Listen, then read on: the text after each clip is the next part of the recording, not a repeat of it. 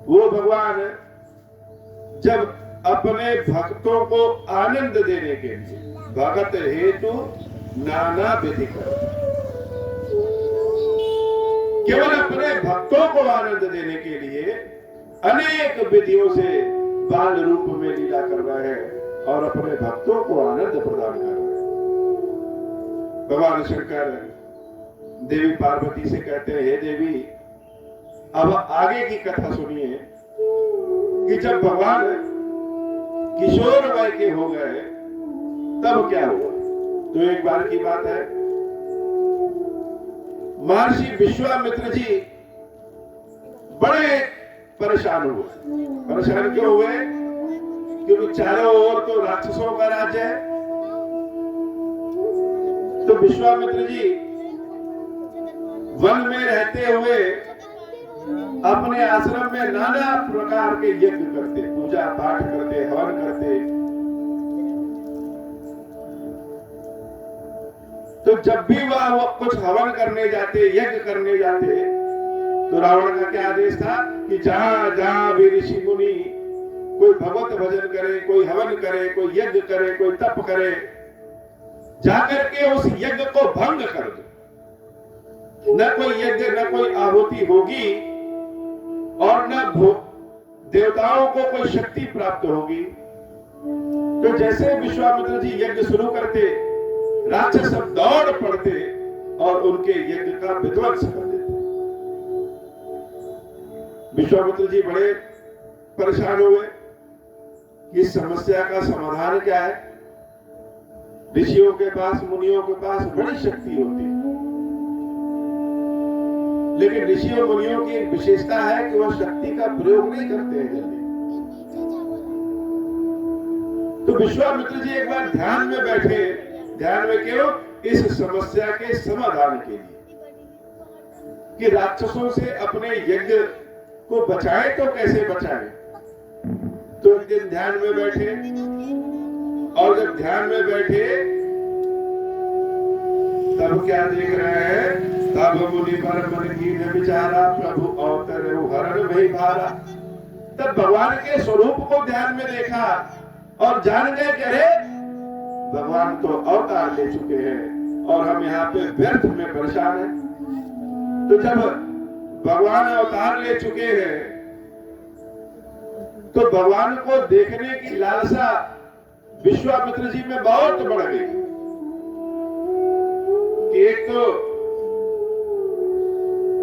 भगवान के दर्शन भी हो जाएंगे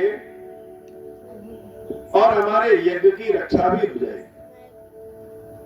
तो यज्ञ की रक्षा करने की चिंता तो विश्वामित्र जी में है ही है, लेकिन जब वह जान गए कि भगवान अवतार ले चुके हैं तो सारा ज्ञान भक्ति के आगे फीका पड़ गया। सारी समस्या जैसे कुछ याद ही नहीं रही। अब विश्वामित्र जी के मन में एक इच्छा हो कि बहाना अच्छा है, हम तो परेशान भी हैं और इसी परेशानी को बहाना बना करके चले भगवान के दर्शन करने। भगवान अयोध्या में जन्म लिए हैं, प्रकट हुए हैं, तो जब तक अपनी आंखों से प्रभु को न देख रहे हैं ये सारा ज्ञान ध्यान सब बेकार है। जो ऋषि मुनि हमेशा ध्यान में रहते हैं वह भी भगवान राम के चरणों का दर्शन करना चाहते हैं। तो बहुविध करत मनोरथ जात लागे नहीं बार, कर मज्जन सरोजल गए भूप दरबार। विश्वामित्र जी सुबह होते ही उठ गए, किसी को नहीं बताया। जब हमें कोई लाभ लेना रहता है अचानक से पहुंच जाते हैं कहीं, और दर्शन का लाभ तो बड़ा आनंददायक होता है। भगवान के दर्शन करिए तो उस आनंद की व्याख्या नहीं की जा सकती। बच्चों की तरह बालपन का मन बनाया विश्वामित्र जी ने। क्यों बच्चों की तरह? जैसे बच्चों को कुछ चाहिए तो मन करता है वो मिल ही जाए तुरंत, और जब वह मिल गया तो उसी में आनंद में रम गए। विश्वामित्र जी यह में से देखा पद जाई, सोच रहे इसी बहाने चल करके भगवान के चरणों का दर्शन कर ले। करे विनती आनो दो भाई, और विनती करके राजा दशरथ से दोनों भाइयों को अपने पास लेकर के आए। तो लालसा कैसी? लालसा पहले भगवान के चरणों के दर्शन की, भगवान के संपूर्ण दर्शन की, और यहीं पर रुका नहीं, लालसा और है कि अपने साथ दोनों भाइयों को, राम और लक्ष्मण को लेकर के ज्ञान विराग सकल गुण ऐना, सो प्रभु मैं देख भरी नैना। बड़े सही समय पे है कि ज्ञान से, वैराग्य से, सुख से, आनंद से सबने भगवान के रूप का वर्णन किया है, और भगवान कैसे हैं यह हम अपनी आंखों से देख रहे हैं। तो सुबह सुबह उठे और बिना किसी से बताए चल दिए कहा अयोध्या। जब अयोध्या आए तो सबसे पहले सरयू माता में स्नान किया, स्नान करके धोती वोती बदल करके सीधे चले गए राजा दशरथ के दरबार।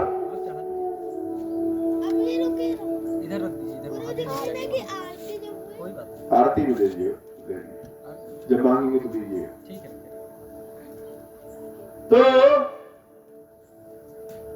जब स्नान किए और स्नान करने के बाद राजा दशरथ के दरबार पहुंच गए। सोचिए, विश्वामित्र कितने बड़े ऋषि, कितने बड़े ज्ञानी, विश्वामित्र के अंदर बड़ी ताकत है। गायत्री माता का जो हम लोग आज मंत्र पढ़ते हैं उसका अनुसंधान विश्वामित्र जी ने किया। विश्वामित्र जी के बारे में जितना कहा जाए उतना कम है। जिस ओर विश्वामित्र जी निकल जाए वहां लोग भगवान मान करके उन्हीं के चरणों का दर्शन करने लगे। बहुत सारे शिष्य, राजा महाराज का लोग तो विश्वामित्र जी के दर्शन के लिए हाथ जोड़े खड़े रहने वाले, और वह विश्वामित्र का बिना किसी से बताए राजा दशरथ के दरबार में पहुंच गए।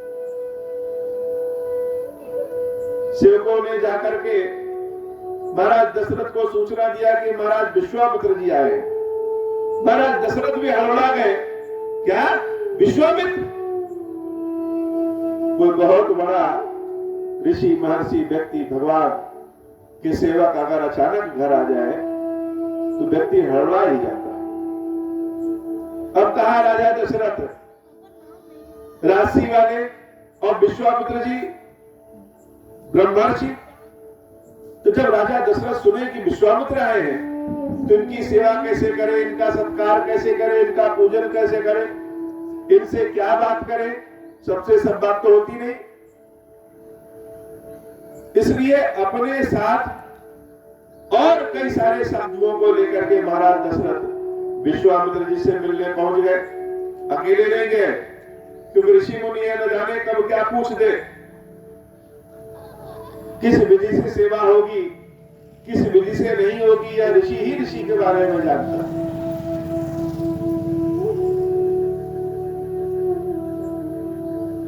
तो जब मुनि के आगमन के बारे में महाराज दशरथ ने सुना तो हर्ष भी हुआ। कितना बड़ा ऋषि हमारे दरवाजे आया है। संतों का, ऋषियों का चरण अगर पड़ जाए घर पे, भगवान के भक्तों के चरण अगर घर पे पड़ जाए, भगवान के भक्तों का दर्शन हो जाए, तो जीवन अपने आप संवरना शुरू हो जाता है। अपने आप संवरना शुरू हो जाएगा। तो यह तो अच्छी बात है कि महर्षि विश्वामित्र स्वयं चल करके आए। लेकिन दूसरी परेशानी बात यह है कि विश्वामित्र जी का सेवा सत्कार कैसे करें, कौन से प्रश्न का जवाब दें और कौन से न दें, यह सब कौन बताएगा। इसलिए मिलन गए विप्र समाजा, बहुत सारे ब्राह्मणों को साथ में लेकर के महाराज दशरथ विश्वामित्र जी से मिलने गए। करे दंडवत मुनि सम्मान, उनके चरणों को छुआ, प्रणाम किया, और अपने आसन पे, जो महाराज की अपनी कुर्सी है, सिंहासन है, उस आसन पे ले जाकर के निज आसन पे ठारनियामी, अपने आसन पे बैठाया कि महाराज हमारे आसन पे अगर आप बैठेंगे तो हमारा आसन भी पवित्र हो जाएगा। विश्वामित्र जी का सम्मान किया, लेकिन विश्वामित्र जी तो विश्वामित्र बन करके आए नहीं है। विश्वामित्र जी को लालसा लेकर के आए। क्या लालसा? कि पहले तो अपनी आंखों से भगवान के दर्शन करने को मिल जाए, और दूसरा अपने साथ भगवान को लेकर के चले। तो महाराज दशरथ चरण वंदन पूजन सम्मान भले विश्वामित्र जी का कर रहे हैं, लेकिन विश्वामित्र जी की दशा देखने लायक है, जैसे लगे कि चेहरे का रंग ही उड़ा है। क्योंकि जिस प्रभु के बारे में अनुसंधान कर रहे हैं, जिस भगवान के बारे में जानते हैं, सुने हैं, पहचानते हैं, आज उन भगवान के दर्शन अपनी आंखों से होने वाले, तो कैसा आनंद है। उस आनंद के नीचे ही सब आनंद है। तुम्हारा दशरथ विश्वामित्र जी के चरणों को धुल रहे हैं, लेकिन विश्वामित्र जी की आंखें ऐसे ऐसे ढूंढ रही कि कहीं राम तो आ जाए, कहीं राम तो आ जाए, दर्शन तो हो राम के। हमारे घर में जब कोई साधु संत आता है तो हम तो उनके चरण छूते ही छूते हैं। एक मर्यादा होती है कि अपने बच्चों को भी बुला करके उनके चरणों को स्पर्श कराए, कि साधु संतों भक्तों का आशीर्वाद से बच्चों को भविष्य आगे हो। विश्वामित्र भी जी यही सोच रहे हैं कि महाराज दशरथ तो मेरे चरण छू रहे हैं, लेकिन हम जिनके चरणों का दर्शन करना चाहते हैं वो कहां रहेंगे? वो तो दिख ही नहीं रहे। जलपान कराया, भोजन कराया, विश्वामित्र जी सब कर रहे हैं, लेकिन ध्यान कहां? ध्यान दरवाजे पे, कक्ष के दरवाजे पे। क्यों? क्योंकि कक्ष के दरवाजे से ही राम आएंगे। कान में सुनने को कहीं मिल जाए, किसी के घर में जाइए, कमरे में बैठे हैं तो बच्चे चिल्लाते हैं तो कान में आवाज आ जाती है। यहाँ तो विश्वामित्र जी सोच रहे हैं कि दिखने को नहीं मिल रहा है तो कान में सुनने को ही मिल जाए। अपनी सेवा सम्मान कराने में विश्वामित्र जी का मन ही नहीं लग रहा कि कब राम आए और हम उनका दर्शन करें। विविध भांति भोजन करवावा। महाराज दशरथ क्या है? महाराज दशरथ अनेक तरह के पूरी पकवान, खीर, मिठाई, फल इत्यादि विश्वामित्र जी को खाने के लिए आगे रखे, लेकिन विश्वामित्र जी का मन नहीं लगा। मन कहां लगे? मन तो राम के मुखमंडल का दर्शन करने के लिए उतावला है कि कब आएंगे राम, कहां रह गए। कहीं ऐसा तो नहीं कि हमने बिना सूचना दिए महाराज दशरथ के भवन में हम आए हैं और राम जी, लक्ष्मण जी, कहीं ऐसा तो नहीं कि अपने नानी और मामा के घर चले गए हो।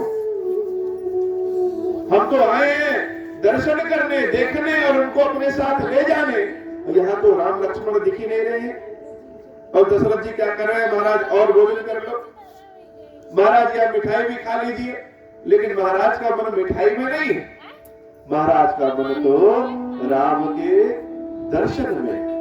मुनिवर हृदय हर्ष अति पावा। और महाराज दशरथ क्या सोच रहे हैं? ये ऋषि मुनियों को पिला पिला के एकदम प्रसन्न कर दो। साधु संत भगवान के भक्त अगर प्रसन्न हो गए तो सारी सुख समृद्धि घर में अपने आप आना शुरू हो जाती। और साधु संत भगवान के भक्त अगर रुष्ट हो गए तो सब लोग जैसे लगता है कि भाग्य ही रुष्ट हो गया। तो महाराज दशरथ सोच रहे हैं कि जितना हो सके इनका सत्कार कर दो कि यह प्रसन्न हो जाए। जब खा पी लिए तब जाकर के राजा दशरथ ने अपने चारों पुत्रों को बुलाया। पुण्य चरणनी मेले सुखचारी।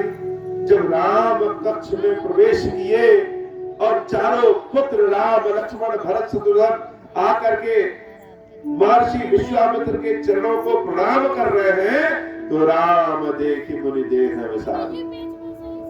जैसे लगा कि विश्वामित्र जी रामचंद्र जी को देख करके अपने शरीर की मर्यादा को ही भूल गए। शरीर की मर्यादा अर्थात वो मनुष्य है और मनुष्यों में सबसे श्रेष्ठ महर्षि। तो जब कोई उनके चरण को पकड़ेगा तो ऋषियों की परंपराएं हैं कि वह आशीर्वाद अवश्य देते हैं। लेकिन राम जी को देखने के बाद महर्षि विश्वामित्र जी आशीर्वाद तो देना भूल ही गए। आंख खुली की खुली, मुंह खुला का खुला रह गया कि आज हमने अपने प्रभु को देख लिया। आज भगवान के मुखमंडल का दर्शन हुआ। राम देख मुनि देह विसार, राम को देख करके अपने शरीर को ही विश्वामित्र जी भूल जाते हैं और भय मगन देखत मुख सो। प्रभु के मुख को देख करके, मुख की शोभा को देख करके विश्वामित्र जी भय मगन। मगन जिसे कहते हो, मगन होना कोई बच्चों से सीखे। हम बड़े लोग आजकल मगन होना ही भूल गए, क्योंकि हम मगनता की सीमा में प्रवेश ही नहीं कर पाते। किसी बड़े व्यक्ति को कपड़ा दे दीजिए, मिठाई दे दीजिए, सोना चांदी दे दीजिए, तब भी वह मगन नहीं होगा। प्रसन्न हो जाएगा, सुख हो जाएगा, लेकिन मगनता किसे कहते हैं कि जिस चीज में डूबे बाकी सारी चीजों को भूल जाए। बच्चों को कोई खिलौना दे दीजिए तो बच्चे उस खिलौने में मगन, उस खिलौने को देखने के बाद हीरा मोती को देखने की इच्छा नहीं, तो बड़े मगन होने में संकोच करते हैं, मगन नहीं हो पाते। इसलिए आनंद की संपूर्ण राशि को प्राप्त नहीं कर पाते। बच्चे मस्त होते हैं, प्रसन्न चित्त होते हैं, थोड़ी भी चीज पा गए तो उसी में मगन हो गए, आनंद हो। तो जो जितना ज्ञानी ध्यानी होता है वो उतने मगन कम होता है।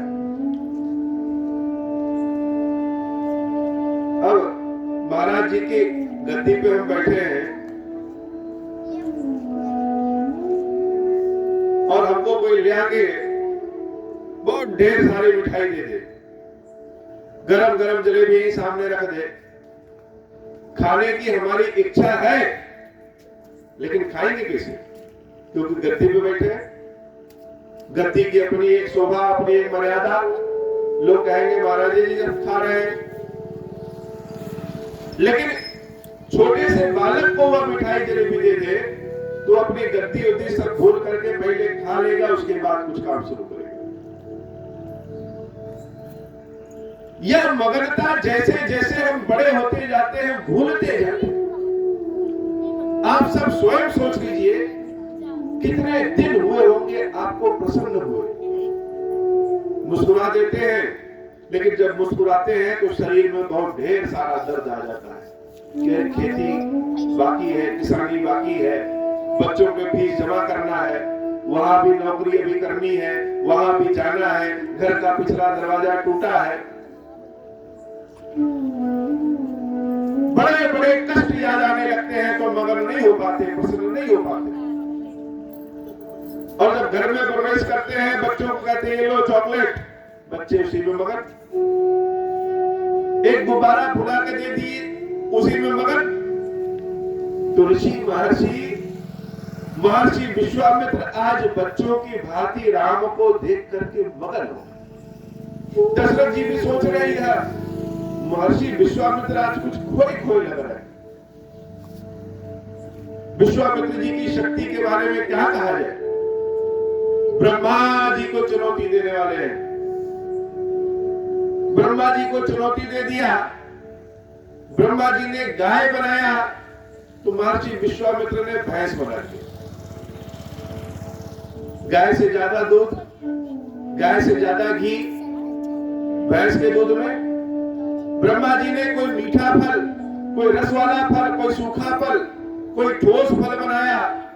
विश्वामित्र जी ने एक ही फल बना दिया, उसी फल में सब कुछ है।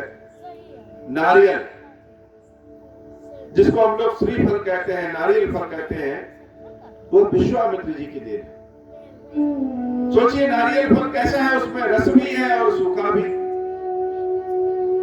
उस फल से किसी को मार दीजिए तो सर भी फूट जाए, और उस फल का लड्डू भी बना लीजिए, प्यास लगी है तो पानी भी पी लीजिए। ऐसे ज्ञानी है विश्वामित्र। लेकिन उन विश्वामित्र को आज जब दशरथ महाराज जी अपने महल में देख रहे हैं तो सोच रहे हैं यार विश्वामित्र जी को वो क्या गया। भय मगन देखत मुख शोभा, राम जी के मुख की शोभा को देख करके ही मगन हो गए। जनु चकोर पूरन ससिलोभा, तब मन हर्षि बचन कहा राहु। लेकिन कब तक मगन रहेंगे? बोलना तो पड़ेगा ही पड़ेगा। दशरथ महाराज जी सोच रहे हैं कि महर्षि विश्वामित्र अब कुछ बोलेंगे, लेकिन महर्षि विश्वामित्र तो राम को देखने में मगन है, कुछ बोल ही नहीं रहे। तब धीरे से महाराज दशरथ स्वयं महर्षि विश्वामित्र को हिलाते हुए पूछ रहे हैं, महाराज आपका आगमन हमारे यहाँ किस कारण हुआ?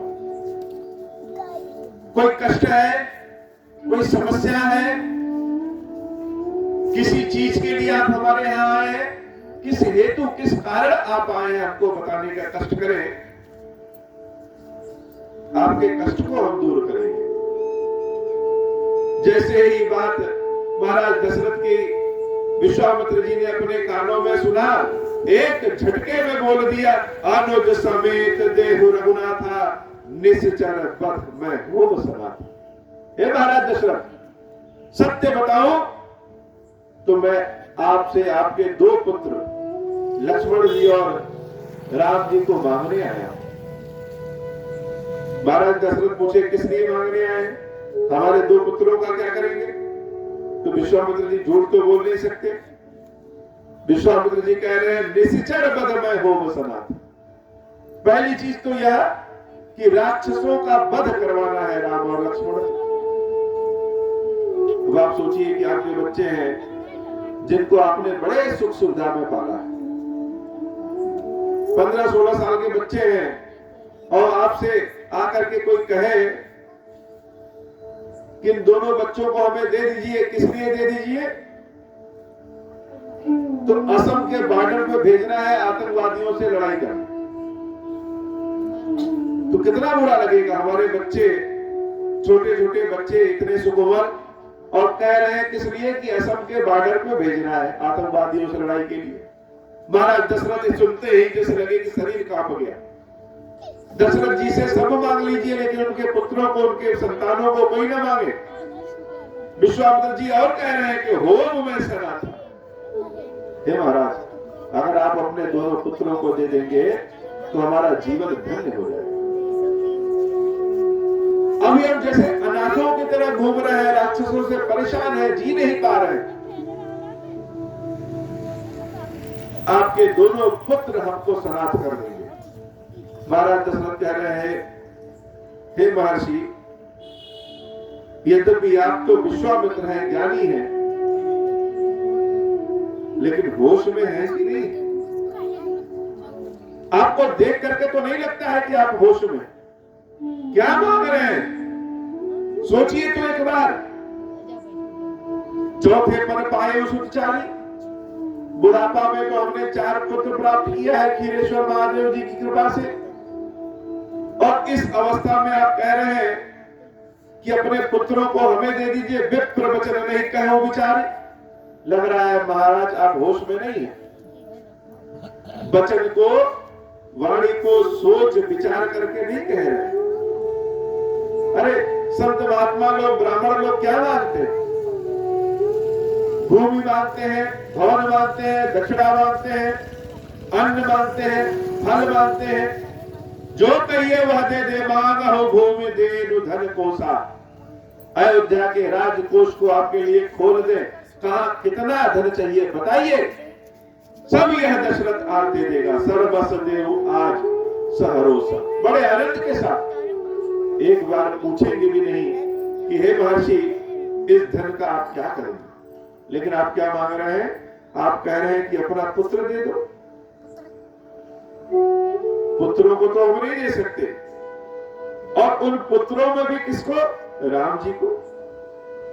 यद्यपि हमारे चारों पुत्र हमको बड़े प्रिय हैं, लेकिन राम तो उसमें सबसे श्रेष्ठ है। सब सुख प्रिय मोहि प्राण की नाई, राम देत नहीं बनई गोसाई। महाराज दशरथ जी ने मना कर दिया, राक्षसों का वध करना है तो बताइए, हम चले सेना लेकर के। कहां इतने विशाल विशाल राक्षस, और कहां मेरे इतने भोले भाले बच्चे? या भोले भाले बच्चे राक्षसों से युद्ध कैसे करेंगे? आपने विचार नहीं किया, सोचा नहीं। विश्वामित्र जी ने महाराज दशरथ से कहा है, महाराज दशरथ आपके यह पुत्र भगवान खीरेश्वर महादेव जी की कृपा से प्राप्त हुए। आप शायद भूल जा रहे हैं कि खीरेश्वर महादेव जी ने जो ये आपके पुत्र दिए हैं, जो कृपा प्रदान की है, यह संपूर्ण समाज की रक्षा के लिए प्रदान की। इसलिए मन में हर्ष की भावना लाइए, अपने मोह अपने अज्ञान को दूर करिए। धर्म सुजस प्रभु तुम को इनका अति कल्याण। आपके पुत्रों को हम मांग रहे हैं तो दीजिए, उन्हें हर्ष की भावना से दीजिए, आपका भी कल्याण होगा, धर्म की भी रक्षा होगी और इनका भी चारों ओर नाम होगा। महाराज दशरथ बड़े विचार में पड़ गए। हम लोग भी सोचे कि हमारे जो जान से प्रिय हमारे बच्चे हैं, उनको क्या हम किसी दूसरे के सहारे भेज सकते हैं? घर में एक मच्छर जब काटने के लिए दौड़ता है तो हम उस मच्छर को मार देते हैं, मार्टीन जलाते हैं कि मच्छर न काटे, अच्छा भोजन बच्चों को कराते हैं। और कोई कहे कि बच्चों को जंगल ले जाना है, आतंकवादियों से युद्ध कराना है, तो कोई देगा? कोई नहीं देना चाहता। महाराज दशरथ तो बिल्कुल नहीं दे रहे। अब तो वह विश्वामित्र जी से प्रेम से बात करना भी छोड़ दे रहे हैं। तभी महाराज दशरथ के गुरु वशिष्ठ महाराज आते हैं।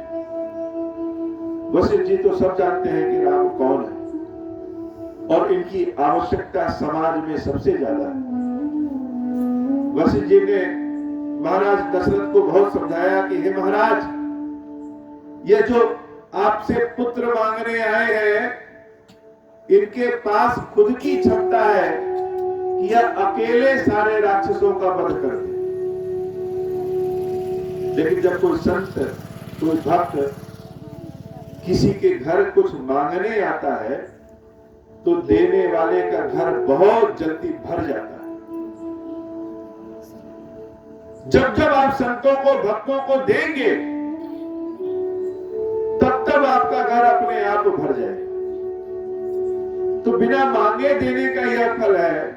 और संत महात्मा भक्त अगर मांग ले आकर के, तो समझ लीजिए कि आपका भाग्य, आपकी किस्मत खुल गई।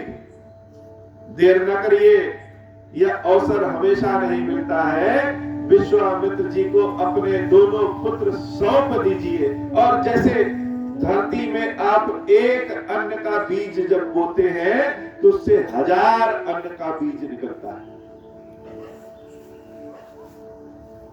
एक आम के बीज को हम धरती में बोएंगे तो जब वह आम का पेड़ फल देना शुरू करेगा तो अपने जीवन काल में कम से कम 1 लाख से ज्यादा फल देगा एक पेड़।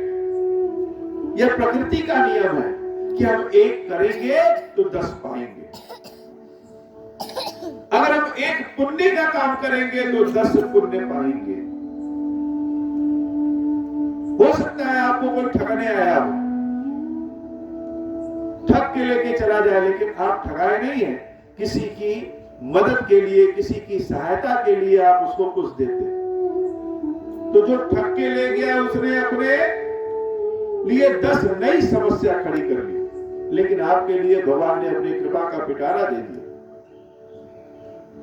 तो महाराज दशरथ अपने दोनों पुत्रों को विश्वामित्र को दीजिए, और मैं कह रहा हूं इस कार्य के कारण आपको अथाह समृद्धि, अथाह सुख, यश, कीर्ति सब कुछ प्राप्त होगी, और राम और लक्ष्मण का भी संसार में नाम होगा। गुरुदेव वशिष्ठ के कहने पर महाराज दशरथ संकोच करते हुए अपने दोनों पुत्रों को, राम और लक्ष्मण को, सौंपे भूप ऋषि सुत बहुविध देहि आशीष, बहुत सारा आशीर्वाद देकर के दोनों पुत्रों को विश्वामित्र जी के साथ भेज दिया। सोचिए दशरथ जी कितने बड़े दिल वाले कि गुरु ने कहा कि दे दो तो दे दिए। आज अगर दशरथ जी के जगह हम लोग रहें तो घर में पति पत्नी में ही झगड़ा हो जाए। लोग कहें कि गुरुजी से ही कह दो कि अपने बच्चों को दे दे, हम तो नहीं देंगे। और अगर हम दे भी दे कि जाओ, बच्चे ही न माने, कहेंगे हम क्यों जाए जंगल में। बच्चे ही कहते हैं अपने पिताजी से कि पिताजी तू ही चल जा, हम क्यों जाए। लेकिन कैसी मर्यादा है। राजा बनना आसान नहीं, राजा बनना जितना कठिन है, राजा के भाव को अपनाना भी उतना ही कठिन है। गुरु बना लिया, लेकिन गुरु को आदर देना बहुत कठिन है। गुरु ने कह दिया कि अपने पुत्रों को दे दो, तो महाराज दशरथ ने दे दिया। और पुत्र भी कितने अच्छे, बिना प्रश्न किए पिताजी ने हमको किसी को दे दिया है तो साथ चल दिए। अब जब विश्वामित्र जी राम और लक्ष्मण को अपने साथ लेकर के चलना शुरू किए, तो आप सोचिए कि गांव में आप अपने हैं, और गांव में रहने पे कहीं कोई बहुत बड़ा आदमी आपके साथ आ जाए, तो आप उस बड़े आदमी को जो अपने साथ लेके घूमेंगे, तो पूरे गांव में जब घूमेंगे तो सीधा और चौड़ा करके घूमेंगे। क्यों? क्योंकि आज यह तो हमारे साथ है। हेलीकॉप्टर से कोई उड़ करके आपके घर के पास उतर जाए और कहे कि कहां है आप, चलिए, तो आप जब उसके साथ घूमेंगे तो और चेहरे पे मुस्कुराहट लेके घूमेंगे कि आज तो यह मेरे साथ। विश्वामित्र जी का क्या हाल है, चले जात मुनि दीन दिखाई, बहुत प्रसन्नचित्त होकर के श्याम गौर सुंदर दो भाई, एक सावले रंग के राम जी और एक गोरे रंग के लक्ष्मण जी को जब विश्वामित्र जी पाते हैं, तो एक को अपने बाएं एक को अपने दाएं रख करके विश्वामित्र महानिधि पाए। जैसे लगा विश्वामित्र जी को कौन सा खजाना मिल गया है, और जहां जाते वही दिखाते चलते कि हमारे साथ तो राम और लक्ष्मण है। अब भय और डर किस बात? भय और डर विश्वामित्र जी को पहले भी नहीं था, लेकिन बहाना कि भगवान के दर्शन किसी तरह से हो। आज तो लगे कि धरती पे विश्वामित्र जी इतना ज्यादा सुखी संसार में कोई है ही नहीं। चले जा रहे हैं जंगल में, रास्ते में, और जब रास्ते में गए, वही रास्ते में एक राक्षसी ताड़का दिखी। विश्वामित्र जी ताड़का को दिखाए राम को कि राम यह ताड़का है। ताड़का कौन है? एक होती है आशा और एक होती है दुराशा। आशा यह है कि हम यहां कथा कहने आए हैं, तो हम आशा कर रहे हैं कि यह कथा सुनने के बाद इन लोगों के बीच में, आप लोगों के बीच में हो सकता है कि भक्ति का अंकुरण हृदय में हो जाए। मेरी कथा से, मेरी वाणी से जब आप रात को घर पे शयन करें, तो एक बार आपके सपने में भी विश्वामित्र दिख जाए राम और लक्ष्मण दिख जाए। कथा पूर्ण होने के बाद जब यहाँ से जाएं तो आप अपने घर में जब अगरबत्ती दिखाने जाएं तो आपके मुख से एक बार निकल जाए कि महाराज जी ने कहा था ओम श्री राम। यह हमारी आशा है कि हम गांव गांव घूम घूम करके, घर घर जा जा करके खीरेश्वर महादेव जी का जो आदेश है वह गांव गांव घूम घूम करके बताएंगे कि ओम श्री राम, ओम श्री राम, ओम श्री राम। यह हमारी आशा है। अब दुराशा क्या है? दुराशा यह है कि अगर हम यह सोच रहे हैं कि हमारे एक ही बार कथा कहने पे संपूर्ण समाज ओम श्री राम करने लगे, चारों ओर ओम श्री राम, ओम श्री राम, ओम श्री राम, यह दुराशा। कार्य से जब ज्यादा अधिक आशा हो जाए या ऐसी आशा हो जाए कि जो रहे वह हम ही रहे, दूसरा कोई न रहे, यह दुराशा। यह दुराशा कहां है? यह दुराशा हम सब के मन में होता है। कहीं काम करते हैं, दो व्यक्ति है काम करने वाले, दूसरे व्यक्ति का काम अच्छा हो गया तो पहले वाले व्यक्ति के मन में दुराशा हो जाती है कि इसका एक्सीडेंट हो जाए, हम ही रहे और कोई दूसरा ना रहे। यह दुराशा सबके अंदर, यही दुराशा ताड़का है। और इस दुराशा को मारेगा कौन? भगवान की भक्ति। विश्वामित्र जी जब राम लक्ष्मण के साथ चल रहे हैं तो 10% की शंका उनके मन में भी है कि क्या यह सत्य में भगवान है, भगवान है भी कि नहीं है। हम जब किसी शालिग्राम जी को अपने साथ लेके आते हैं तो हम सोचते हैं यह भगवान विष्णु है, लेकिन बार बार देखते हैं कि यह असली है कि नकली है भी कि नहीं। तो जहां शंका होती है वहां परीक्षण होता है। एक बार जांचते परखते हैं, जरा देखें तो हम जब यह देखना चाहते हैं कि हमारे बच्चे हमको प्यार करते हैं कि नहीं, तो बच्चे जब छोटे रहते हैं तो हम लोग आंख मिचौली खेलते हैं, कहीं जाके धीरे से छिप जाते हैं, देखते हैं कि बच्चा हमको ढूंढ रहा है कि नहीं। तो बच्चा जब ढूंढता है, माँ माँ माँ माँ करता है, तब माँ को लगता है कि नहीं बच्चा भी हमको प्यार करता है, तो प्रेम और बढ़ जाता है। तो विश्वामित्र जी राम लक्ष्मण को जब लेके जा रहे हैं और जान रहे हैं कि यह भगवान है, लेकिन मन में शंका है कि यह भगवान है भी कि नहीं। तो शंका दूर कैसे? ताड़का को दिखाया कि हे प्रभु यह ताड़का है। ताड़का को देखते ही राम जी क्या किए? एक ही बाण प्राण हर लीला, एक ही बाण चलाए और एक ही बाण में ताड़का मर गई। अब तो विश्वामित्र जी और कूदने लगे हो। छोटा सा पत्थर कहीं कांच का मिल जाए और कोई कह दे कि यह तो हीरा है, और ले गए सुनार गए, चेक कराया, पता चला सही में हीरा है, तब तो आपके आनंद की सीमा और बढ़ गई। विश्वामित्र जी अब बहुत आनंदित हो गए, जान गए कि सत्य में यह भगवान है, इसमें कोई शंका नहीं है कि राम ईश्वर है।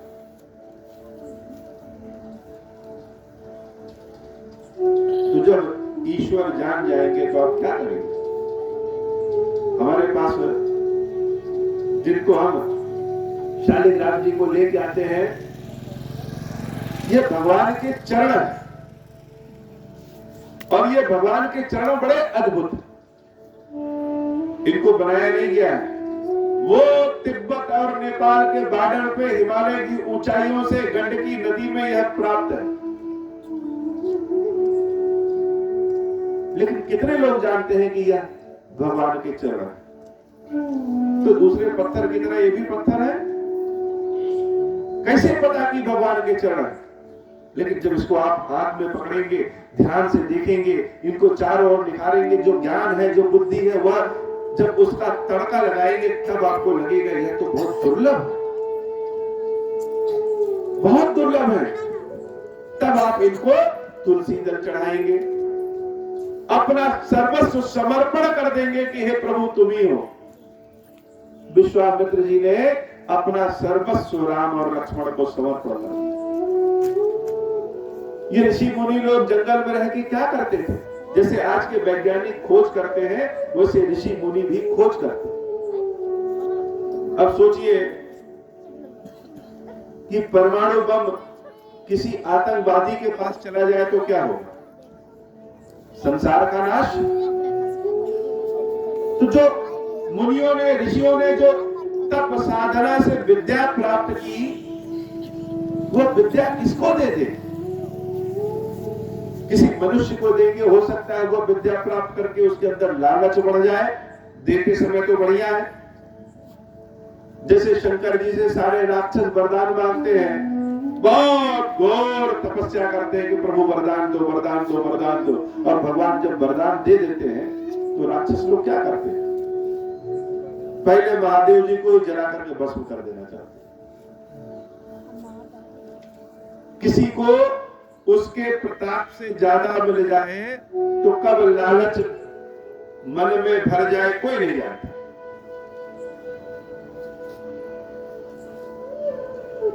तो जो ज्ञान, जो विद्या ऋषियों ने, मुनियों ने अर्जित की, विश्वामित्र जी ने अर्जित की, वह किसको दे दे? आज मिला को जिसको दे सकते। कौन मिला? तब ऋषि निज नाथ है जिय चीनी। तब ऋषि निज नाथ है। निज नाथ ही हमारे नाथ जो है, जान गए यह जो बालक है यह हमारे नाथ है। बहुत देर में पहचान होती हो।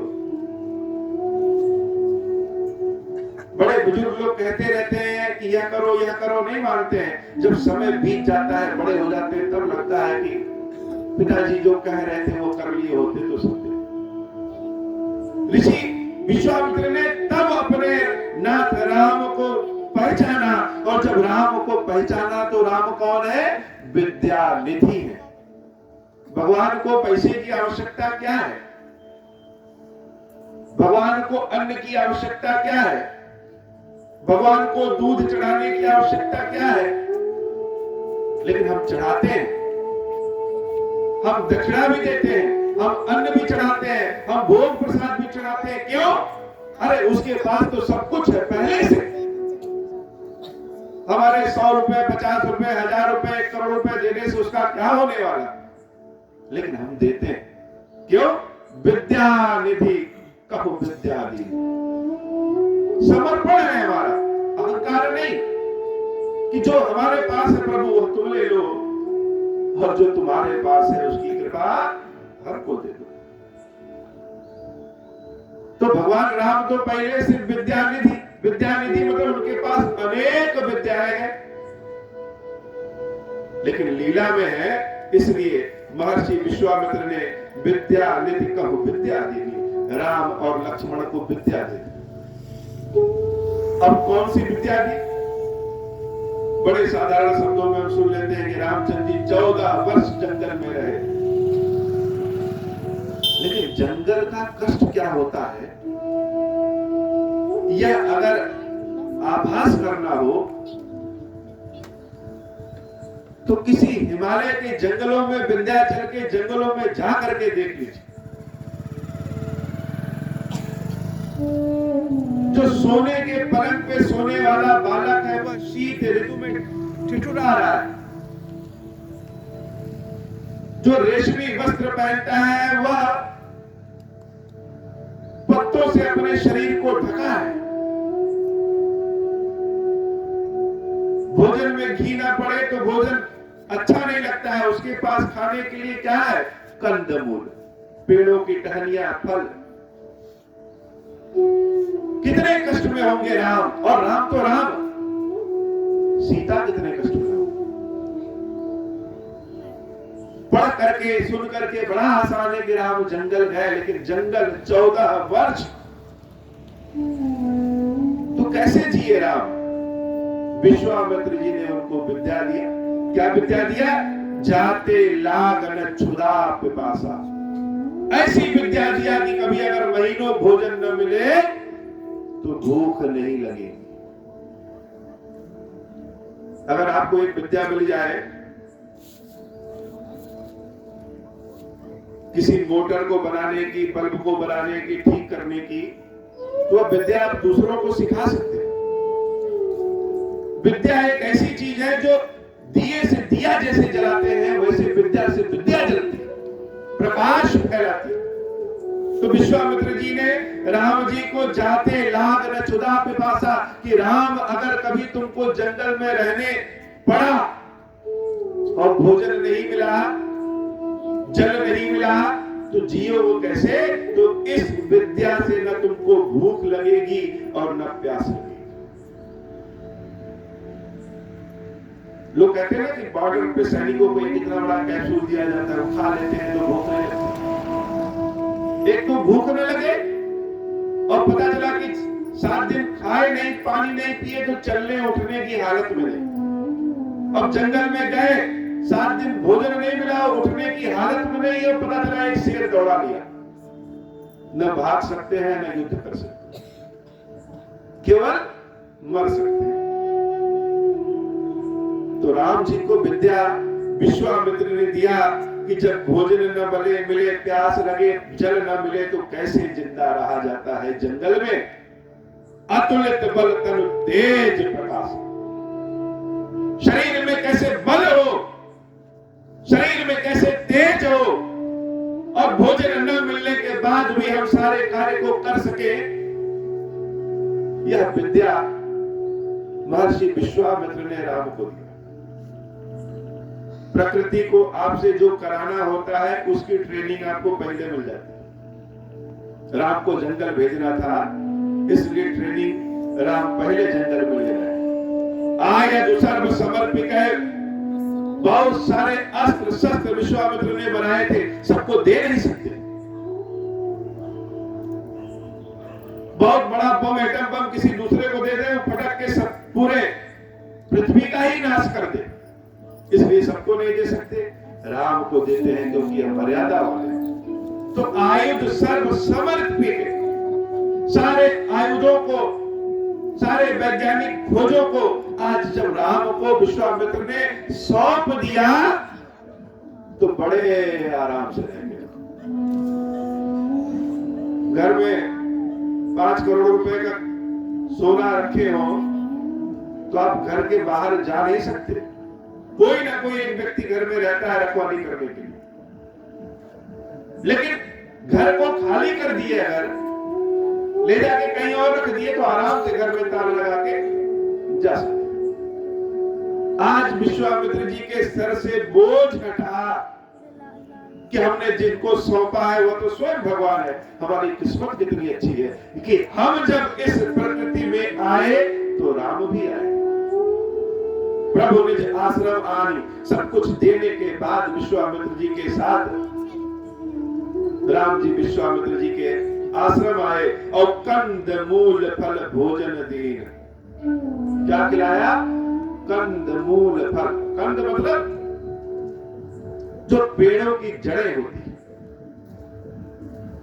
मूल उसकी जो जड़ होगी, कांदा जिसको कहते हैं,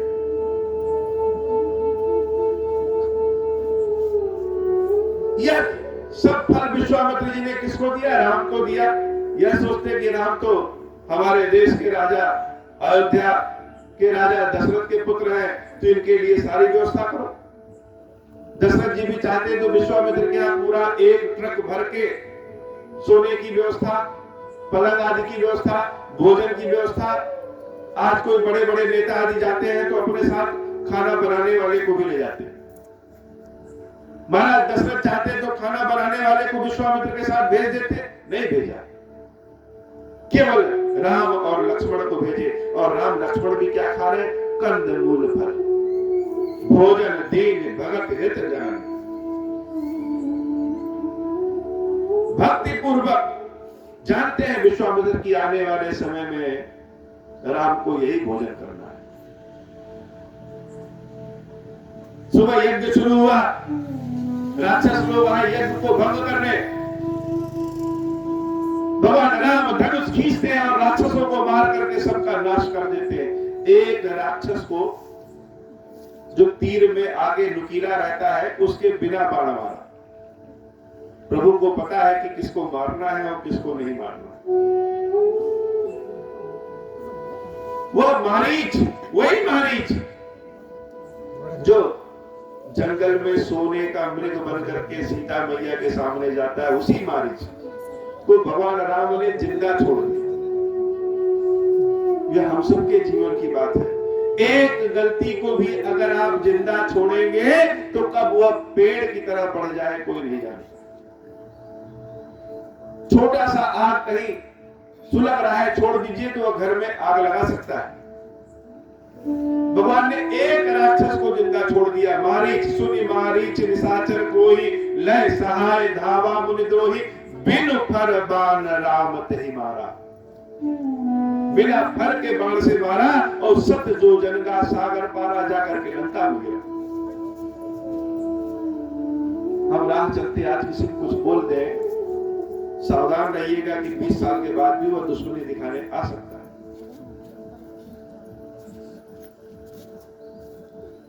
सारे राक्षसों का वध करके यज्ञ पूजन सब समय पे संपन्न हुआ। ऋषि महर्षि भी बड़े आनंदित हुए। तब तक एक ऋषि सूचना लेकर के आते हैं। सूचना ऐसी जैसे लगे राम को इस सूचना का इंतजार था कि कब सूचना है। हमारे जीवन में जब कुछ अच्छा होने वाला रहता है तो मन अपने आप प्रसन्न हो जाता है। कभी कभी कहते हैं ना कि आज मन हमारा बड़ा खुश है, जैसे कुछ मिलने वाला है। स्वप्न में अच्छी अच्छी चीजों का दर्शन करेंगे। जीवन जब बदलना होगा तो चारों ओर से खुशहाली जैसे लगेगी। हम लोग को भी जीवन में लगता है किसी का इंतजार है, कोई है जो आएगा और जीवन को संवार देगा। उसके बिना आधे अधूरे। तो राम को भी किसी का इंतजार है। जैसे लगे कि राम अभी पूरे नहीं हुए, कुछ कमी है राम के अंदर। और इंतजार किसका है? वह इंतजार सूचना लेकर के आई। विश्वामित्र जी से एक ऋषि कहते हैं कि हे महाराज, महाराज जनक के यहाँ धनुष यज्ञ होने वाला है। धनुष यज्ञ सुनि रघुकुल नाथा। राम जी के कानों में गया, महाराज जनक के यहाँ धनुष यज्ञ होने वाला है। और महाराज जनक के यहाँ कौन रहता है? महाराज जनक के यहाँ स्वयं सीता रहती। जन्म लिया है, जन्म लिए हुए 16-17 साल हो गए, अभी तक सीता मिली नहीं। आज सूचना आई कि धनुष यज्ञ होने वाला है। राम जी बड़े आनंदित हुए। हर्षि चले मुनि बर के साथ। विश्वामित्र भी कहे कि हम सब जनकपुरी चलेंगे और महाराज जनक जो धनुष यज्ञ कर रहे हैं उनको देखने चलेंगे। बच्चों से कहिए कि एक जगह चलना है जहां पढ़ाई लिखाई होगी, जहां सुबह 4 बजे उठ जाना है, कथा सुनना है, भगवान की पूजा सुननी है। तो बच्चों का मन एक बार कम करेगा कि जाए। और बच्चों से कह दीजिए चलो चिड़ियाघर घूमने जाना है,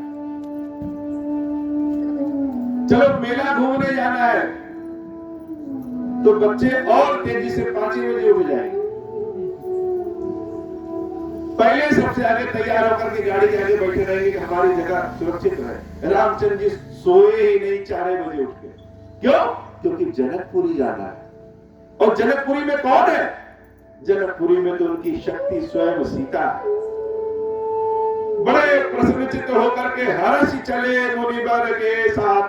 हर्षित होकर के जैसे लगे कि मेला घूमने जा रहे हैं, आनंद पूर्वक चले जा रहे हैं। राम जी का स्वभाव है, मन में बड़ा आनंद रहता है लेकिन मुख पे आता नहीं, संकोची स्वभाव के। और लखन जी कैसे हैं? लखन जी खोदते रहते हैं, खोदते रहते हैं, खोदते रहते हैं। राम जी को खोद रहे हैं, भैया कहां जा रहे हैं? जनकपुरी जा रहे हैं। थोड़ा बाल वाला ठीक कर लो, कपड़े उपड़े सही कर लो, न जाने वहां कौन मिल जाए। तरुण अवस्था होती ही ऐसी। राम लक्ष्मण मुनि विश्वामित्र बहुत सारे साधु समाज के साथ चले जा रहे हैं। तब तक एक ऐसा स्थान देखा जैसे लगे वर्षों से उस आश्रम में कोई गया नहीं। चिड़िया भी ऊपर ऊपर घूम रही है, अंदर भीतर प्रवेश नहीं कर रही है। खग मृग जीव जंतु तहनाही, आश्रम एक दिख भगवान। राम जी विश्वामित्र जी से पूछते हैं, गुरुवर यह क्या है? यह क्यों इतना सुना सुना है? देखने में तो बड़ा अच्छा है। विश्वामित्र जी कहते हैं, हे राम, यह आश्रम तुम्हारे कारण ही सुना है। आज जब तुम्हारे चरण इस आश्रम में पड़ेंगे तो किसी का उद्धार हो जाना है। भीतर गए तो एक प्रतिमा दिखी, बड़ी सुंदर प्रतिमा। विश्वामित्र जी बताए इनका नाम अहिल्या है। यह पत्थर की क्यों बन गई? सारी कथा विश्वामित्र ने सुनाया कि इनको इनके पति गौतम मुनि ने श्राप दे दिया। अहिल्या गौतम ऋषि की पत्नी और बहुत सुंदर, लेकिन मुनि के घर में है। कभी कभी हमारे पास जो चीज रहता है हम उसकी कीमत नहीं जानते। लगता है बाहर ही सब अच्छा है, अंदर नहीं अच्छा है। हमारे पास जो है वो बेकार है। यह बुद्धि, अहिल्या कौन है? अहिल्या बुद्धि है। यह बुद्धि पत्थर बन जाती है। सत्य क्या है, असत्य क्या है, हम जान नहीं पाते। तो अहिल्या के कार्यों के कारण गौतम ऋषि ने उनको श्राप दे दिया कि तुम्हारी बुद्धि पत्थर है तो तुम पत्थर की बन जाओ। तब से अहिल्या पत्थर की, और जो अहिल्या को छूता है वह भी पत्थर का हो जाता है। इसलिए कोई जाता नहीं है। यह अहिल्या वर्षों से राम तुम्हारे प्रतीक्षा में बैठी है कि कब तुम आओगे। भगवान राम जब जाकर के उस अहिल्या की मूर्ति पे चढ़ने की कोशिश करते हैं, चबूतरे पे चढ़ते हैं, तब तक उनके चरण अहिल्या की मूर्ति से छू जाते हैं। जब राम के चरण अहिल्या की मूर्ति से छूते हैं तो मूर्ति स्त्री बन जाती है। अहिल्या का उद्धार हो जाता है।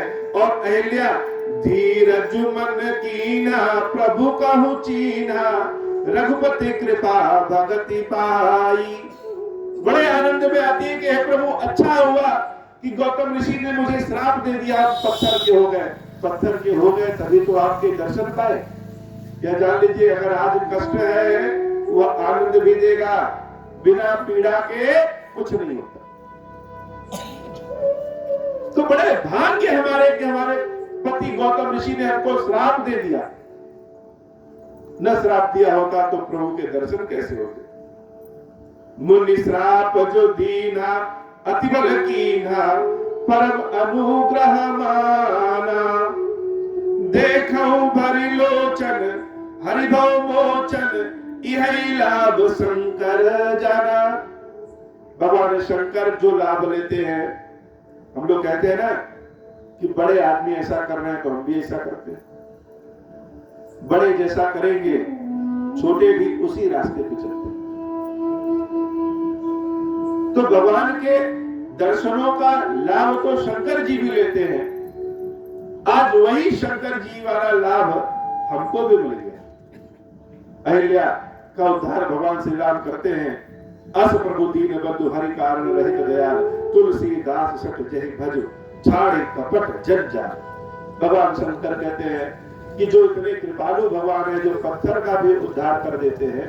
हे मनुष्यों का मन, क्यों जंजाल कपट में पड़े हो, इन सब को छोड़ करके उस राम की भक्ति कर लो। भक्ति में ही आनंद है। बिना भक्ति के सोने की लंका भी जल जाने योग्य होती। भगवान आगे चले चले राम लक्ष्मण मुनि संगा, गए जहां जग पावन गंगा। पहुंच गए बिहार बक्सर के आगे। गंगा मैया का दर्शन किया और फिर वहां से गए जनकपुरी। जनकपुरी कहां है? बिहार और नेपाल के बॉर्डर पर। तो महर्षि विश्वामित्र राम जी को कहां ले गए? विदेश लेके चले गए। बड़े आनंद के के भाव से हर्ष चले मुनि वृंद सहाय, और बेग विदेह नगर नियर आया। जैसे जैसे नगर नजदीक आ रहा है वैसे वैसे राम के चेहरे की लालिमा और बढ़ती जा रही। और लक्ष्मण जी क्या कर रहे हैं? खोदते जा रहे हैं। भगवान इतना खुश तो पहले नहीं देखे तुमको, आज क्यों इतना खुश हो?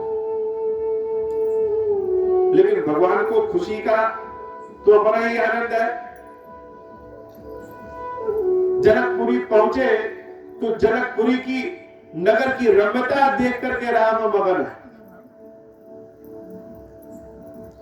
जहां किसी अपने प्रिय से मिलना रहता है, जहां अपने प्रिय का वास हो, वहां की हर चीज बड़ी अच्छी लगती है। कभी आप चले जाइए मद्रास, कोयम्बटूर, और वहां कोई एक मिल जाए, कहां के रहने वाले हो भाई? कह दे कि हम तो बाराबंकी के रहने वाले हैं, तो उससे मित्रता और बढ़ जाती है कि नहीं? भले बाराबंकी में रहे कि उससे मित्रता ना रहे, लेकिन दूर जब कोई मिलता है तो मित्रता बढ़ जाती है। तो राम की मित्रता सीता से इस धरती की नहीं। आज सीता के दर्शन होंगे, आज नगर के दर्शन हुए, तो नगर में राम को जो खुशबू आ रही है, राम को जो आनंद का भाव आ रहा है, वह सब जैसे लग रहा है कि सीता इसी नगर में। और लक्ष्मण जी खोद रहे हैं कि प्रभु प्रसन्न क्यों हो आज, और राम जी कुछ बोले नहीं रहे। गुंजत मंजु मत रस श्रृंगा, पूजत कल बहुवर्ण विहंगा। जनकपुर में प्रवेश करते हैं तो जनकपुरी की चिड़िया, पशु पक्षी भी, पेड़ पौधे भी राम को देख करके जैसे लगता है कि और हर्षित हो गए। पूरे जनकपुरी में धनुष यज्ञ का मेला लगा हुआ, बहुत लोग आ रहे हैं जा रहे हैं। एक जगह आम के बगीचे में ऋषि महर्षि कहते हैं कि यही हम लोग रुक जाते हैं। वहीं पे रुक गए, तब तक किसी ने जनक जी को सूचना दिया कि महर्षि विश्वामित्र आए। विश्वामित्र का तो बड़ा नाम है। जनक जी महाराज दौड़ते हुए चले आए विश्वामित्र जी से मिलने, और विश्वामित्र जी को मिल करके प्रणाम किया। अब जनक कौन है? तो जनक भगवान शंकर के बहुत बड़े भक्त, बहुत बड़े भक्त। और जनक में अहंकार नाम की कोई चीज नहीं। उनका नाम है विदेह। विदेह का मतलब जो अपने देह को भूल जाए। ऋषि मुनि जो अपने ऋषि मुनि वाले वस्त्र पहन करके जितना ज्ञान अर्जित करते हैं, जनक महाराज जी राजाओं के वस्त्र पहनने के बाद भी व्यवहार उनका ऋषियों मुनियों की तरह रहता है। तो जनक जी भगवान शंकर के बहुत बड़े भक्त। एक बार उनके राज्य में भीषण अकाल पड़ा, इतना भीषण अकाल पड़ा कि 10-12 साल तक बरसात नहीं हुई, अनाज का एक दाना नहीं। जब सुख में रहेंगे तो साथी बहुत लोग हैं, और जब दुख आ जाएगा तो धीरे धीरे करके सब लोग आपको छोड़ते चले जाएंगे। जनक जी महाराज को सब लोग धीरे धीरे छोड़ के जाने लगे, और भगवान की सेवा पूजा कर हम कर रहे हैं, कथा सुना रहे हैं। और हमारी सेवा पूजा कथा से जब तक लाभ है तब तक तो ठीक है। अगर लाभ होना बंद हो जाए तो लोग एक क्षण में कह देंगे कह रहे पाखंडी। भगवान के भक्त होने का मतलब लोग सोचते हैं कि चमत्कार करिए, किसी को कहे छू तो तुरंत छू हो जाए। ऐसा कभी संसार में होता नहीं है, जान लीजिए। भक्ति भगवान की करिए, व्यक्ति की नहीं। तो जनक जी महाराज को सब लोग छोड़ दिए। जनक जी महाराज ने भगवान शंकर से बहुत प्रार्थना किया। भगवान शंकर देवी पार्वती के साथ प्रसन्न होकर के दर्शन देते हैं, और पार्वती मैया आशीर्वाद देती है कि हे जनक, अपने राज्य के खेतों की जुताई शुरू कराओ।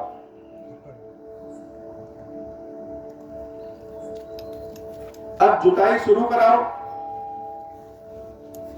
कोई खेत जोतने वाला है ही नहीं, सब कह रहे हैं खेत जोतने से क्या फायदा, बरसात हुई नहीं, धरती तो पत्थर हो गई है।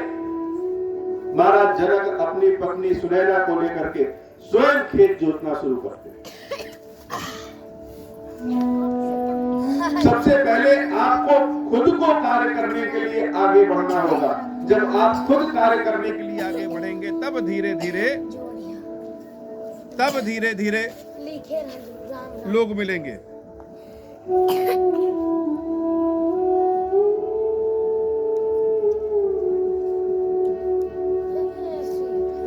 तब लोग आगे बढ़ेंगे। महाराज जनक खेत जोतना जब शुरू करते हैं, सारे लोग आकर के खड़े हो गए। ये देखो महाराज तो बड़े बेवकूफ हैं, सूखी धरती पे कोई खेत जोतता है क्या? लेकिन जैसे ही महाराज जनक खेत जोतना शुरू किए,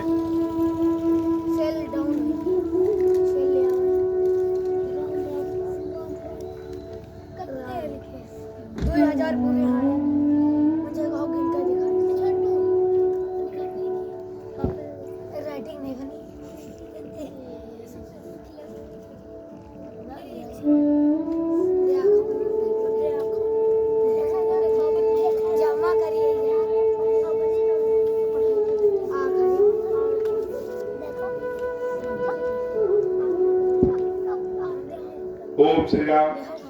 जैसे खेत जोतना शुरू किए तो जो खेत जोतने वाला यंत्र है हल के नोक को कहते हैं सीता। जो नोक धरती में प्रवेश करता है उसको कहते हैं सीता। तो खेत जोतते ही एक जगह बैल जाकर के रुक गया, आगे बढ़ ही नहीं रहा है। महाराज जनक सोचते हैं कोई पत्थर पड़ गया, और धरती को खोदते हैं तो एक सुंदर कलश उसमें निकलता है, और कलश के मुंह को खोलते हैं तो देखते हैं कि एक बालिका उसी कलश में बड़े आराम से बैठी हुई और मुस्कुरा रही। महाराज जनक उस पुत्री को बाहर निकालते हैं और उस पुत्री का नाम रखते हैं सीता। सीता के चरण जब जनक के जीवन में पड़ा, बेटियों के चरण बड़े अच्छे होते हैं। बेटियों का चरण जब बाप के जीवन में पड़ता है, माँ के जीवन में पड़ता है, तो जीवन को धन्य कर देता है। लक्ष्मी कही जाती है बेटियां। और सीता मैया जब कलश से प्रकट होती है, तब से जनक जी महाराज का जीवन सुधरा। तो ऐसा सुधरा कि न धन की कमी, न संपत्ति की कमी, न ज्ञान की कमी, न भक्ति की कमी। यह कलश माता का आशीर्वाद है। कलश मतलब क से काली, ल से लक्ष्मी, श से शारदा। सीता माता स्वयं कलश के स्वरूप में। तो महाराज विश्वामित्र की सेवा भाव करने महाराज जनक उनके यहाँ पहुंचे। अब जैसे पहुंचे तब तक राम जी और लक्ष्मण जी प्रवेश कर। राम और लक्ष्मण जब प्रवेश किए तो इतने सुंदर लगते हैं कि जनक अपने आसन को छोड़ करके खड़े हो जाते हैं और विश्वामित्र जी से पूछते हैं कि महाराज यह दोनों बालक कौन है? किसी ऋषि महर्षि के पुत्र हैं या किसी राजा के पुत्र हैं?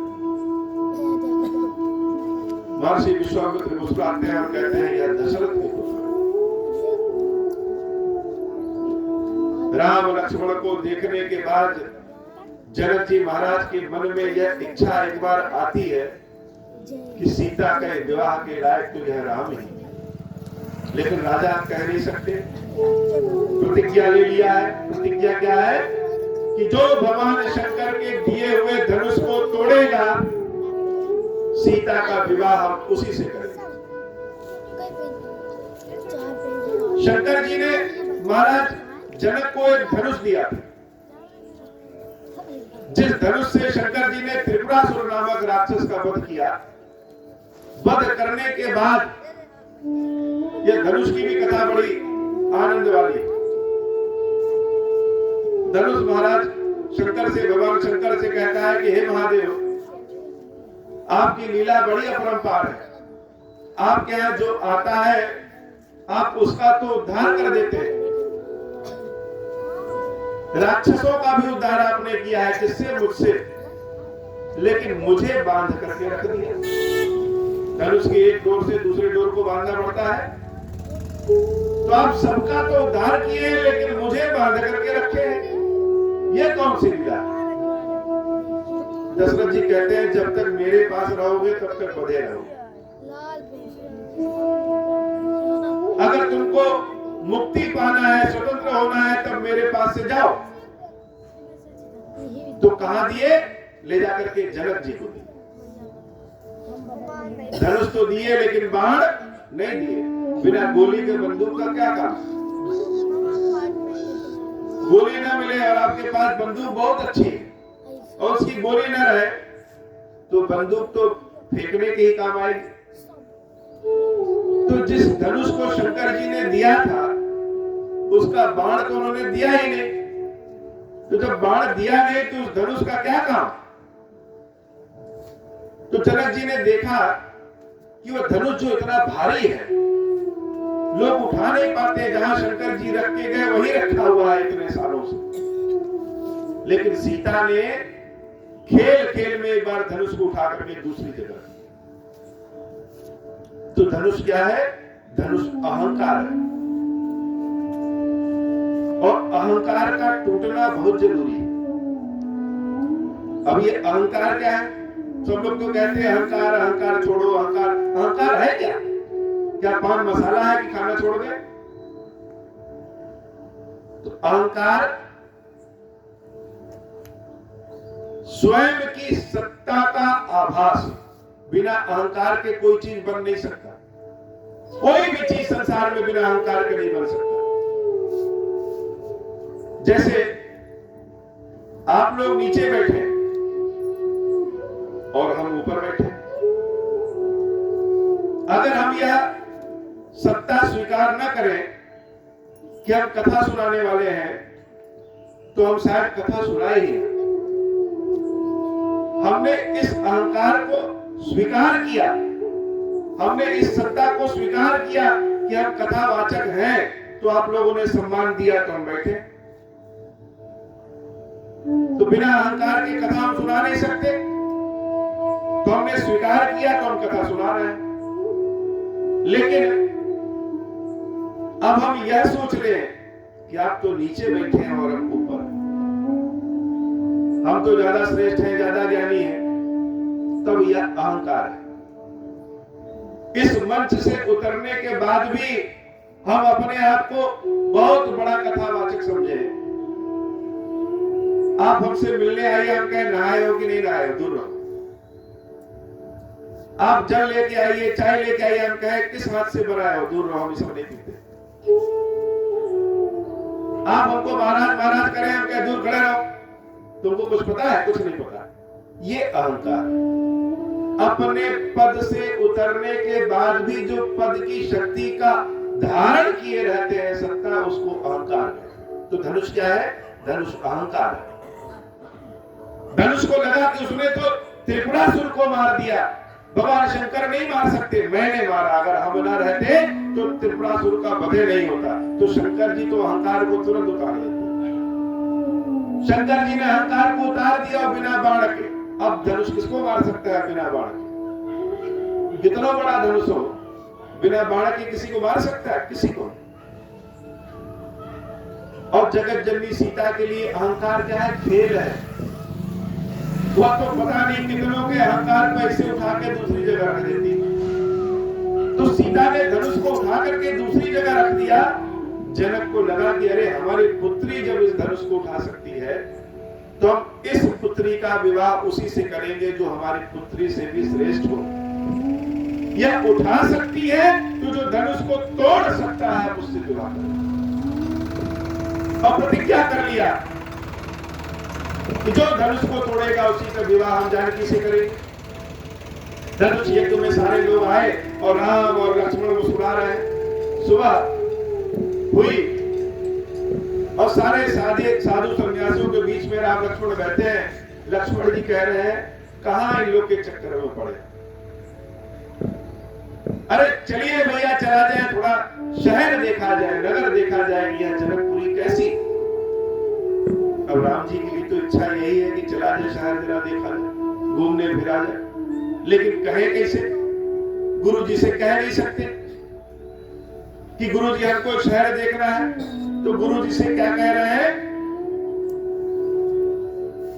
कि हे गुरु जी, हमारे छोटा भाई जो लक्ष्मण है, इसको नगर देखने का मन कर रहा है, इसका मन कर रहा है कि जाकर के जरा वो नगर देखो।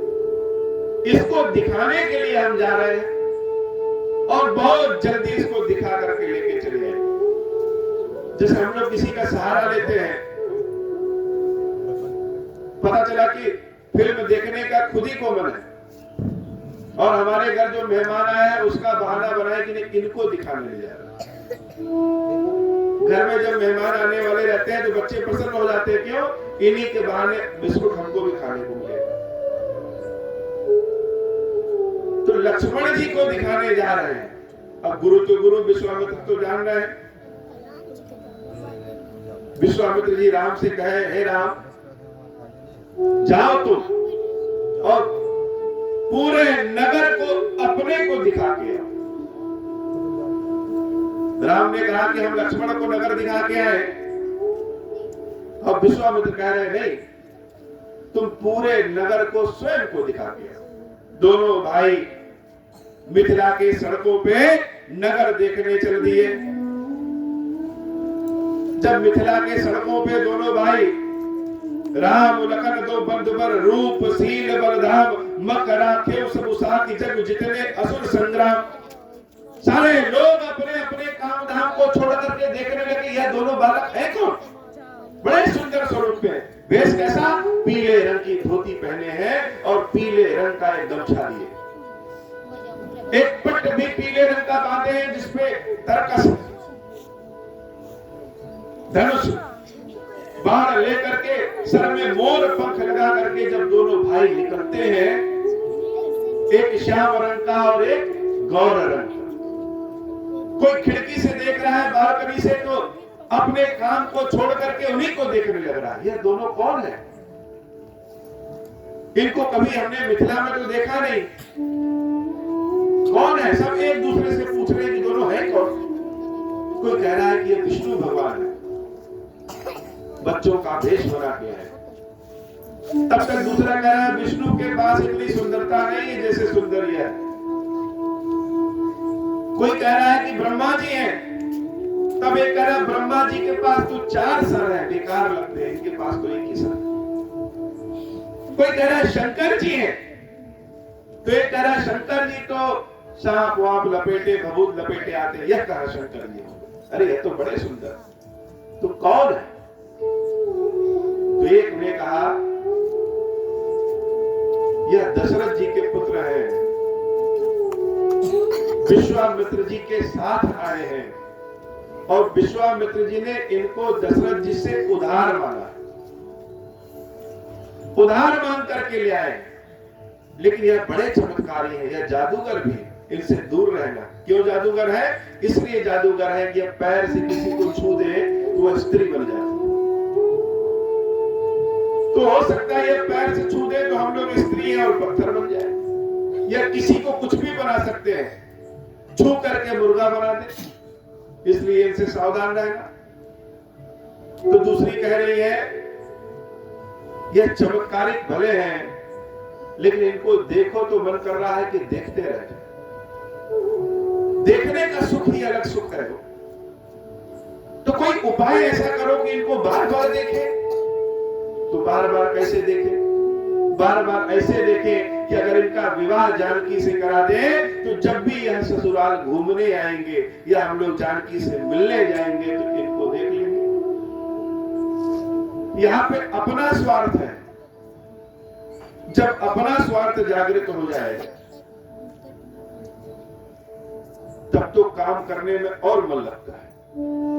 कोई नौकरी ऐसी मिले जहां तनख्वाह तो मिले ही मिले, पेंशन भी मिलेगा तो और मन लगेगा। तो तनख्वाह क्या है? इनको देखना, और पेंशन क्या है? इनको बार बार देखना। सबके मन में यह उत्साह हो गया, उत्साह हो गया कि जानकी का विवाह तो इन राम से ही होना चाहिए। सब मन में यह सोचने लगे और मनी मन जनक को भी गाली दे रहे हैं। गाली का मतलब क्रोध कर रहे हैं। कि राजा हमारे ऐसे हो गए, बिना सोचे समझे प्रतिज्ञा कर ली कि जो धनुष तोड़ेगा उसी का विवाह करेंगे। कहां शंकर भगवान का धनुष इतना कठोर और कहां यह बेचारे इतने कोमल। विवाह तो जानकी के साथ ठीक है, लेकिन यह धनुषे नहीं तोड़ पाएंगे तो विवाह क्या होगा। तो उसमें कुछ मिल करके कह रहे हैं, चलो हम सब मिल करके जनक जी को समझाते हैं कि धनुष तो टूटेगा नहीं, अपनी प्रतिज्ञा ही तोड़ दो। कहां प्रतिज्ञा में पड़े हो, इतना अच्छा वर मिल गया, अपनी पुत्री जानकी का विवाह इस राम से कर दो। चारों ओर नगर में यह खबर फैल गई कि दो बालक आए हैं किशोर वय के, जिनको देखने का बड़ा सुख है। सुबह हुआ, भगवान राम विश्वामित्र जी के लिए फूल तोड़ने के लिए जाते हैं। जब किसी को देखना होता है तो कभी कभी बहुत तेजी से जाओ, एक बार देख करके चले आओ, वह भाव सोचिए कैसा हो कि जानकी की एक झलक पाने के लिए पूरे नगर में राम घूम गए, लेकिन जानकी दिखी नहीं। जिसको सारा संसार देखना चाहता है, वह जिसको देखना चाहता है वह तो मिले ही नहीं। तो अब किस बहाने से जाएंगे, एक बहाना तो फेल हो गया, जानकी तो दिखी ही नहीं। फिर सुबह याद आया कि गुरुदेव तो सुबह सुबह पूजा करते हैं, तो पूजा में अगर गुलाब के फूल मिल जाएं, चंपा के फूल मिल जाएं, अड़हुल के फूल मिल जाएं, तो गुरुदेव की पूजा और अच्छी। तो गुरुजी भेज रहे हैं कि नहीं भेज रहे हैं? दोनों भाई तैयार हैं कि गुरुदेव जा रहे हैं, फूल तोड़ करके ले आते। गुरु भी तो सब जानते हैं कि किसकी पूजा करने और कौन सा फूल तोड़ने जा रहे हैं। गुरुदेव बड़े आनंद पूर्वक राम और लक्ष्मण को आदेश देते हैं कि जाओ। दोनों भाई सुबह सुबह पुष्प वाटिका में पहुंचते हैं और पुष्प वाटिका में फूल तोड़ते रहते हैं। फूल तोड़ते तोड़ते उनके माथे पे पसीना हो जाता है। सोचिए फूल कितने धीरे धीरे तोड़ रहे हैं। क्यों? पुष्प वाटिका में अभी कोई आ जा नहीं रहा है। सुना है कि सुबह सुबह पुष्प वाटिका में देवी गौरी का पूजन करने जानकी आती, लेकिन हम लोग तो सुबह ही पहुंच गए 4 बजे। अब जल्दी जल्दी सारा काम खत्म करके चले जाएंगे तो जानकी से कैसे बोलेंगे, इसलिए धीरे धीरे तोड़ रहे हैं। शरीर पे पसीना बहना शुरू हो गया। किसी से मिलने जाना हो, घर से एकदम क्रीम पाउडर लगा करके निकलते हैं, पता चला वहां पहुंचते पहुंचते से पसीने से बाल वाले एकदम जो झाड़ के निकले हैं सब बिगड़ जाते हैं। यही हाल राम और लक्ष्मण का है। भाल तिलक श्रम बिंदु सुहाए, श्रवण सुभग भूषण छवि छाए। राम तो जिस भी अवस्था में रहे सुंदर ही लगते। गए पुष्प वाटिका में पुष्प तोड़ रहे हैं, तब तक छम छम छम छम की आवाज आ रही है।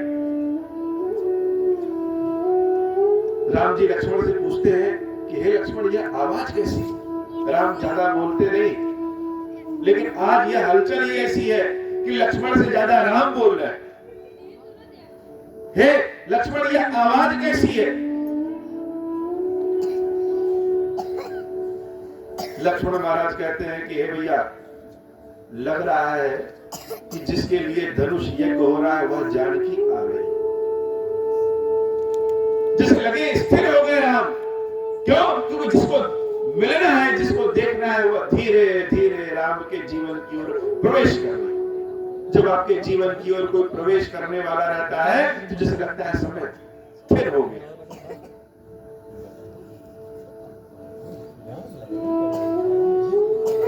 जानकी आई और जानकी जब उस सरोवर में स्नान करके देवी गौरी के दर्शन करने के लिए जा रही है, तब तक उनकी सहेली ने कहा कि हे जानकी, ऐसा सुना है कि नगर में कोई 2 भाई आए हैं उनको देखने का बड़ा सुख है। जानकी के भी जैसे लगे कि आनंद का भाव कान से गूंज रहा है। प्रतीक्षा राम को भी है और प्रतीक्षा जानकी को भी है। इतनी अवस्था हो गई, अभी तक एक दूसरे के सामने नहीं आए। तब तक जानकी देख रही है कि लताओं के ओट से राम और लक्ष्मण ऐसे निकल गए। जानकी देख करके स्थिर हो गई। राम से ज्यादा मन तो जानकी का है कि राम के दर्शन तो कर ले।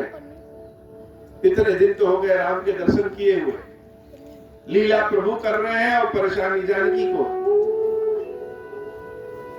देवी जानकी गौरी माता के मंदिर में जाती है, ध्यान लगाने, ध्यान में मन लग नहीं रहा। मन कहां है? मन तो बाहर है मंदिर के। खट से आवाज हो, नजर बाहर की, कहा कहीं राम तो नहीं। तो जानकी की एक सहेली कहती है, एक सखी से संगु बिहारी, गई गई देखन कुलवाई। जानकी, गौरी देवी तो कहीं जाने वाली नहीं। गौरी देवी तो यही रहेंगी, उनकी पूजा बाद में कर लेना। अरे पहले जो दो आए हैं उनको देख लो, नहीं वहां चले जाएंगे। तब तक एक सहेली दौड़ते हुए आ रही है। हमने जिसको देखा है वह दोनों भाई ऐसे हैं कि देखने के बाद मन स्थिर नहीं है। जानकी चलो तुम भी देख लो। देवी जानकी गौरी देवी को प्रणाम करी जल्दी से। जैसे कभी कभार हम लोग पूजा पाठ जल्दी से निपटा देते हैं, भगवान आज करें। जल्दी से प्रणाम करके आगे निकल गई। तासु दशा देखी सकिल पुलक गात जलु नयन, कहा करुण निज हर्ष कर पूछो सब मृदु भय। अपनी सहेली की स्थिति को देख रहे, जिसने राम और लक्ष्मण का दर्शन नहीं किया, वह देख रहे हैं कि यह सहेली की आंखों से आंसू गिर रहा है। क्यों? क्योंकि राम है ही ऐसे।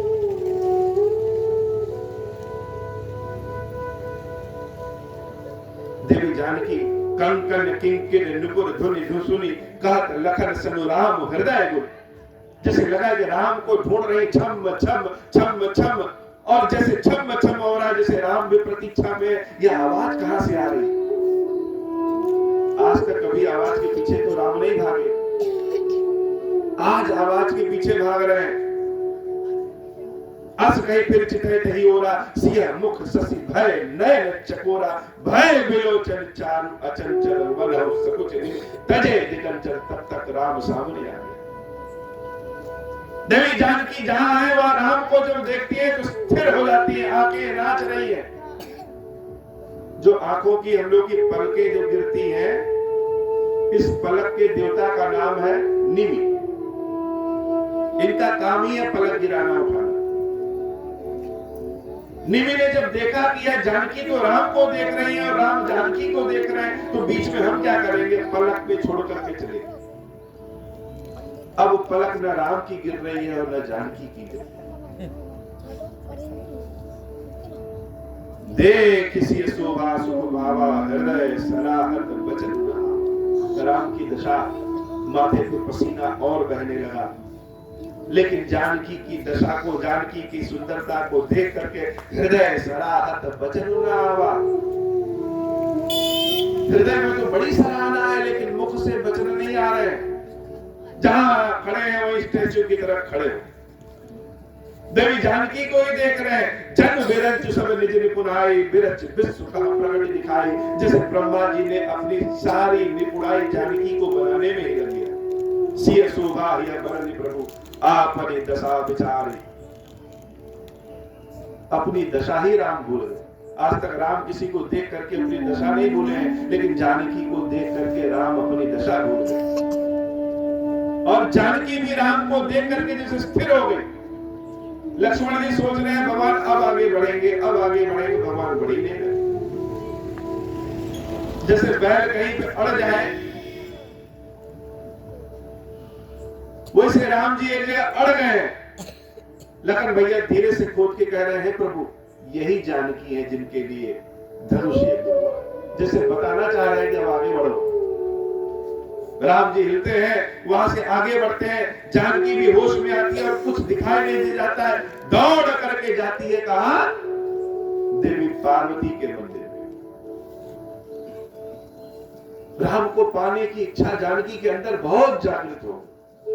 सोचिए, पिताजी ने विवाह तय किया उससे, जो धनुष को तोड़ेगा। लेकिन राम जी को देख करके जानकी के हृदय में लालसा राम की आ गई।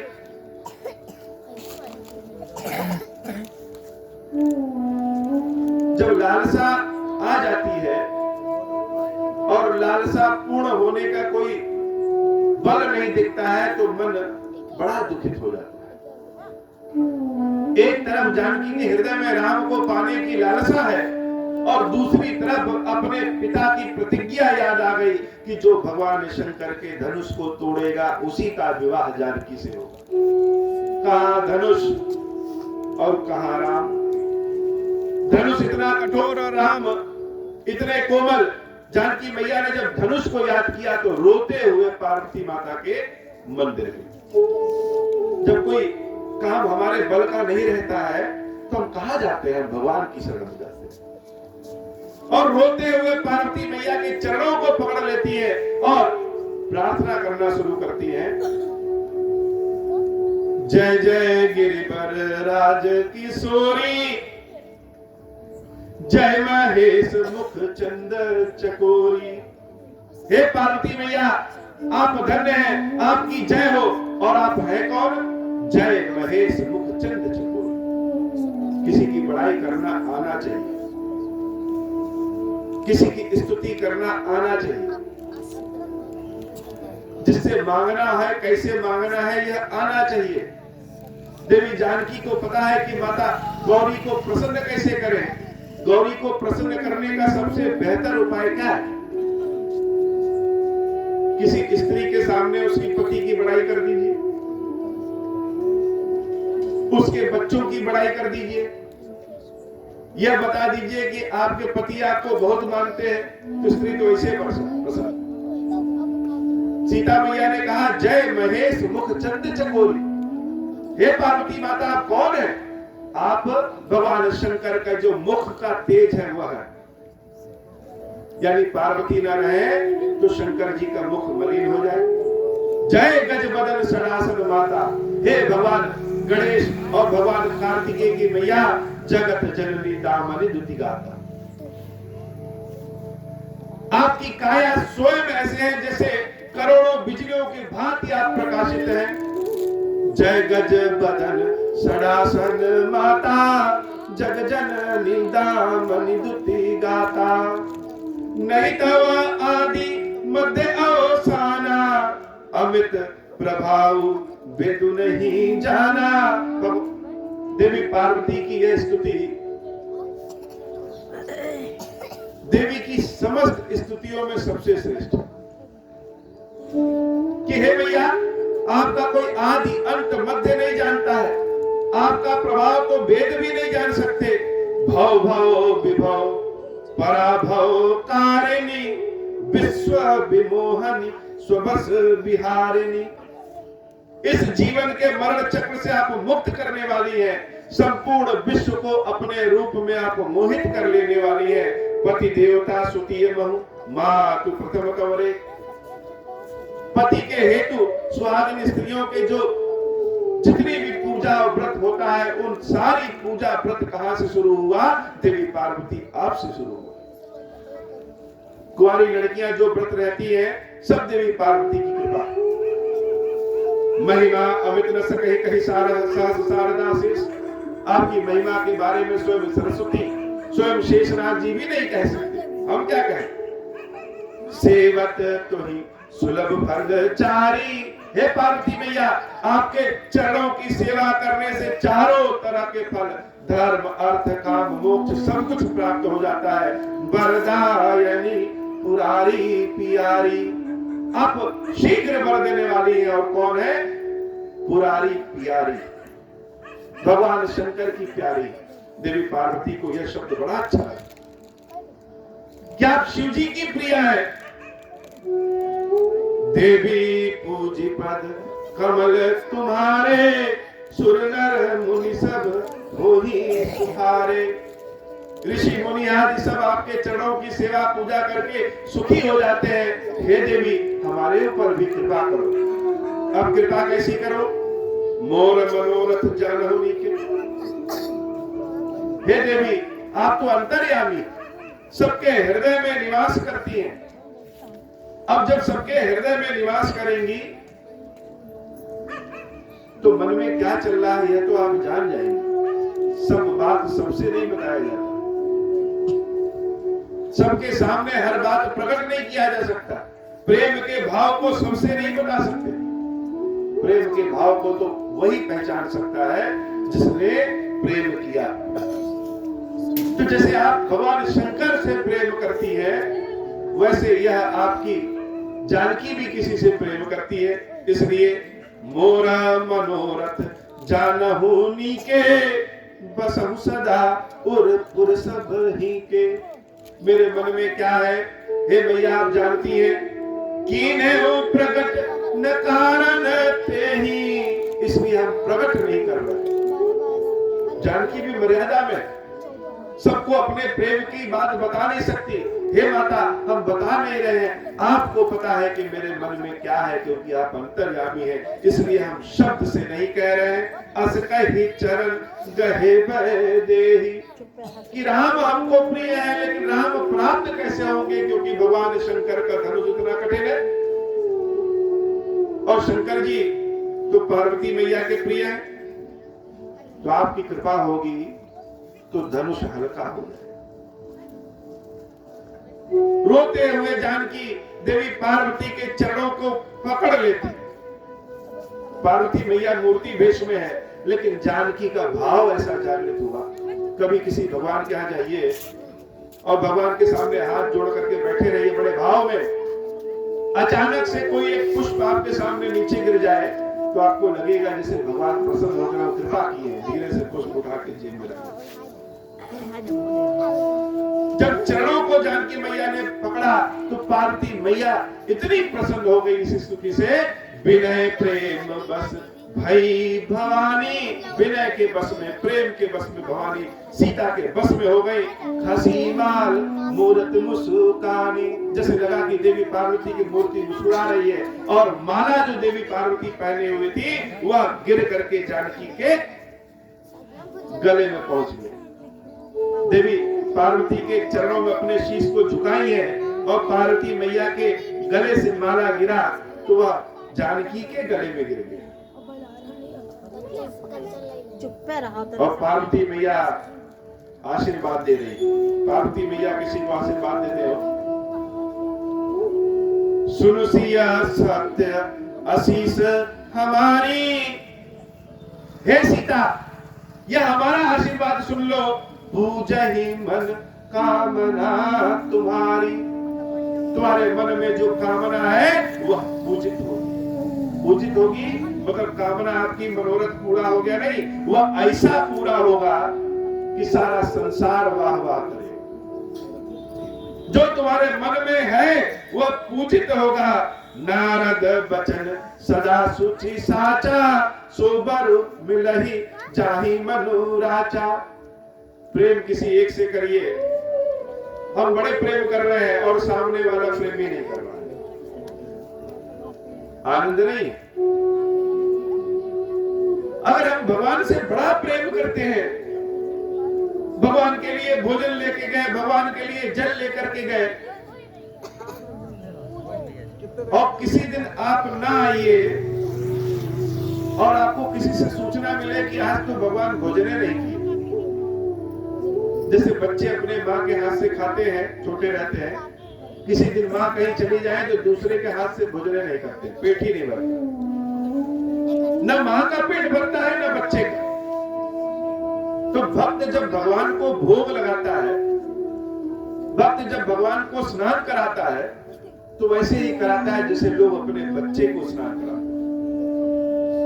यद्यपि वह भगवान है, लेकिन जब भक्त भगवान की सेवा करता है, यह मान के सेवा करता होगा कि भगवान तो तुम होगे घर के, लेकिन अभी तो हम जब तुमको खिलाएंगे तभी तो खाओगे, अभी तो जब हम स्नान कराएंगे तभी तो स्नान करोगे, अभी जब तुमको फूल चढ़ाएंगे तभी तुम्हारे पास फूल आएगा। और सूचना मिल गई कि आज भगवान ने भोजन नहीं किया, तो भक्त के हृदय में प्रेम और बढ़ जाएगा कि हम भी जितना भगवान से प्रेम करते हैं, भगवान भी उतना ही प्रेम करते हैं। तो भक्ति का, प्रेम का और आनंद है। तो जानकी तो राम से प्रेम करती है, लेकिन अभी उनको यह नहीं पता है कि राम भी जानकी से प्रेम करते हैं कि नहीं करते। पार्वती मैया ने बताया, नारद बचन सदा सुचि साचा, सोबर मिलहि जाहि मनु राजा। तुमको वही वर मिलेगा जो तुम्हारे मन को भाया है, जो तुम्हारे मन को अच्छा लगा। न पार्वती मैया ने नाम लिया, न सीता मैया ने नाम लिया, इशारों इशारों में दोनों एक दूसरे को बता दिए। देवी पार्वती और हर्षित होकर के कहती, मनु जाहि राचे हो मिली हो सोबर, सहज सुंदर सावरो। कौन सा वर मिलेगा? हे सीता, मनु जाहि राचे, जो तुम्हारे मन में वर है वही वर मिलेगा। तो मन में कौन सा वर है? जो सो वर सहज, जो बड़ा सहज है, सुंदर है। तो सहज और सुंदर तो राम लक्ष्मण दोनों है। दोनों में कौन मिलेगा? सुंदर सांवरो, जो सांवले रंग का है वह मिलेगा। सांवले रंग का कौन है? सांवले रंग का तो राम है। करुणा निधान सुजानशीलु, वो राम कौन है? वो राम तो करुणा निधान है। पार्वती मैया आशीर्वाद दे रही है, लेकिन प्रार्थना भी कर रही है राम कि करुणा निधान सुजानशीलु। हे सीता, यह जो तुम्हारा वर है वह करुणा का निधान है। सुजान बड़ा ज्ञानी है, और ज्ञान होने के साथ भी बड़े विनम्र स्वभाव का है, शील स्वभाव का। और जो सबसे अच्छी बात कही कि हम तो भगवान से प्रेम करते हैं, क्षीरेश्वर महादेव जी से प्रेम करते हैं। क्या क्षीरेश्वर महादेव भी हमसे प्रेम करते हैं? तो लगे कि नहीं, बाबा हमारे लिए, अपने भक्त के लिए बैठे। भक्त तो चारों ओर घूम आया, महादेव को स्नान किया, अभिषेक कराया, खीर खिलाया, भोग लगाया, फिर गया, घूम आया। लेकिन महादेव एक ही जगह बैठे हैं कि भक्त हमारा फिरा है। भक्त एक ज्योतिर्लिंग उठा के ले आया, एक जगह गाड़ दिया, आज से तुम यहीं बैठोगे, तब से महादेव वहीं बैठे। कोई कहे कि भगवान को हमसे प्यार करते हो कि नहीं, प्रेम करते हो कि नहीं, इसका ज्यादा प्रणाम क्या? भक्त तो घूम रहा है, कभी कश्मीर चला गया, कभी बद्रीनाथ चला गया, कभी बनारस चला गया, कभी लखनऊ चला गया, लेकिन भगवान एक जगह बैठे। तो कौन ज्यादा प्रेम किया, भक्त किया या भगवान? वह भक्त के लिए बैठे हैं। जो तीनों लोगों को चलाते हैं वह एक भक्त के लिए बैठे हैं कि वह जल देगा तो हम पिएंगे। हो सकता है भक्त भूल जाए, भोजन करने लगे, आज तो महादेव को भोगे नहीं लगा, लेकिन भगवान तो जहां रख दीजिए वहीं पड़े। तो जब यह सूचना मिल जाए कि हम जिससे प्रेम करते हैं वह भी हमसे प्रेम करता है, तब आनंद का भाव बढ़ जाता है। राम हर जगह धनुष बाण लेकर के घूमते हैं, जहां जाते हैं वही धनुष बाण। लेकिन जब पुष्प वाटिका में आना हुआ तो धनुष बाण आश्रम में छोड़ करके आए हैं। क्यों? हर जगह तो जीता जाता है, विजय की कामना रहती है कि हम जहां जाए वहां विजय हो हमारी। लेकिन प्रेम में हार बहुत अच्छी होती है। जब प्रेम में आप हार जाएंगे तब ज्यादा आनंद है। तो आज जानकी को देखने राम आए हैं, आज जानकी से प्रेम करने राम आए हैं। वहां धनुष बाण की आवश्यकता नहीं है, प्रेम में तो हारने राम आए। संसार के सारे युद्ध, संसार की सारी लड़ाई राम जीते हैं, लेकिन जानकी से हारने राम आए। पार्वती मैया ने कहा, स्नेहु जानत रावरो, जो बर तुम्हारे मन में है, तुम्हारे मन में जैसा प्रेम है, तुम्हारे इस प्रेम को वह भी जानते। अब तो सीता मैया और गदगद हो गई है कि हम जितना राम से प्रेम करते हैं, राम भी हमसे उतना प्रेम करते हैं। यही भांति गौरी आशीष सुनि सिया, सहित ही हर्षी अली। आनंद भाव में आनंद मचाते हुए ठुमकते हुए जानकी अपने पायल को और आवाज देते हुए कि राम जान जाए कि अब हम जा रहे हैं, तुम भी चले जाओ। जानकी चल देती है। तुलसी भवानी पूजी पुनि पुनि मुदित मन मंदिर चली। तुलसीदास जी कहते हैं कि भवानी की जिसने पूज लिया सब कुछ मिल जाता है। सीता को मिल गया। जानी गौरी अनुकूल सिय ही हर्ष बजाई कही, मंजुल मंगल मूल बाम अंग फरकन लगे। जो सीता रोते हुए आई थी, हंसते हुए जा रही है। जो लोग सीता को देखे कह रहे आज इतनी प्रसन्न क्यों, लेकिन प्रसन्नता तो सबको बता नहीं सकते कि क्यों प्रसन्न है। इसलिए प्रसन्न है कि जान गए कि पार्वती मैया आज हमारे अनुकूल हो गई है। कन्याओं को उनकी माताएं सिखाती है कि 16 सोमवार व्रत रहो।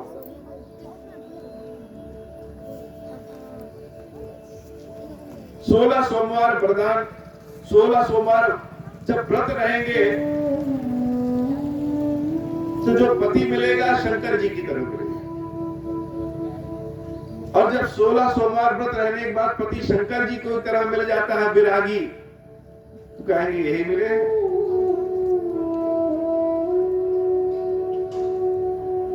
तो पार्वती मैया अगर अनुकूल हो गई तो सारा संसार अनुकूल है। जानकी जान गई है कि पार्वती जानी गौरी अनुकूल सिय ही हर्ष न जाय कही। आनंद ऐसा है कि कह नहीं सकते, न मां से न पिता से। मंजुल मंगल मूल बाम अंग। स्त्रियों का जब बाया अंग फरकने लगे तो समझ ले कि कुछ आनंद हो गया, फरकन लगे। और जब राम जी और लक्ष्मण जी की क्या दशा है, आए थे फूल तोड़ने, आधा फूल वहीं छोड़ दिया। गुरुदेव जी 7 बजे पूजा करते हैं, पहुंच रहे हैं 10 बजे। जब फूल लेके पहुंचे तो गुरुदेव सारा पूजा वूजा करके बैठे थे। अब तो राम को न भूख लग रही है, न प्यास लग रही है, न नींद आ रही है। रात्रि हुआ, राम जानकी को याद कर रहे हैं। जानकी का मुख कितना अच्छा था, जानकी की आंख कितनी अच्छी है, और चंद्रमा को देख रहे हैं। चंद्रमा से कह रहे हैं, हे चंद्रमा, हमारी जानकी का मुख तुम्हारी तरह, जितने सुंदर तुम हो उतने ही सुंदर जानकी। फिर कह रहे नहीं नहीं चंद्रमा, तुम तो उबड़ खाबड़ हो, तुम्हारे में तो दाग है, जानकी में कोई दाग नहीं। कहा तुम्हारी तुलना हम जानकी से कर दिए, जानकी तो ज्यादा सुंदर। इसी जानकी को याद करते करते कब रात बीत गई पता नहीं चला। पता चला कि राम जी सोए। सुबह शुरू हुई और धनुष यज्ञ का समय हुआ। सारे लोग धनुष यज्ञ करने पहुंचे। कौन धनुष तोड़ेगा? जो धनुष तोड़ेगा जानकी उसी से विवाह करेगी। सारे लोग धनुष तोड़ने के लिए बैठे हैं। सब चाहते हैं कि जानकी से हम विवाह कर ले। क्यों? क्योंकि एक तो जानकी इतनी आभा मंडल वाली है, सुंदर है। दूसरा, कभी कभी किसी की किस्मत विवाह के बाद खुलती है। जैसे हमारा विवाह हुआ उसके बाद किस्मत खुली। जानकी के भाग्य इतने अच्छे हैं कि जिसके जीवन में कदम रखेंगी उसका जीवन का भाग्य खुल जाएगा। और जानकी का विवाह जब होगा तो जनक जी के पास अथाह संपत्ति, सारी संपत्ति दहेज में मिल जाएगी। तो सब लोग आशा बिठाए बैठे हैं कि आज धनुष को तो हम तोड़ ही देंगे। धनुष क्या होता है? पहुंचते तोड़ देंगे। सब लोग बैठे हैं, धनुष यज्ञ शुरू हुआ। राजा लोग उठे धनुष को तोड़ने, और जब कोई उठता और उठने वाला कोई बहुत मोटा और ताजा बलशील होता तो जानकी डर जाती, कहीं ऐसा ना हो ये धनुष तोड़। क्योंकि जानकी का मन तो राम के लिए, और जानकी का मन ही नहीं सारे लोगों का मन राम के लिए है। सब चाहते हैं कि जानकी का विवाह राम से हो जाए। लेकिन लोगों के मन इच्छा के बीच में आ गया शंकर जी का धनुष। आज की कथा इतनी ही। कल हम लोग धनुष तोड़ने की कथा सुनेंगे, देवी जानकी के विवाह की कथा सुनेंगे। आप लोग राम नाम लिख के लाए हैं? कितने लोग राम नाम लिखे? अपना राम नाम यहाँ जमा करें। सारे लोग ले आइए राम नाम।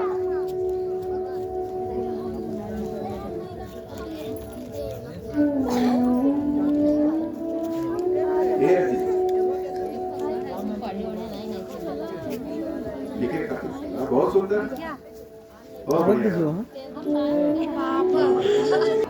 पापों का नाश करने के लिए मुझ पर प्रसन्न होइए।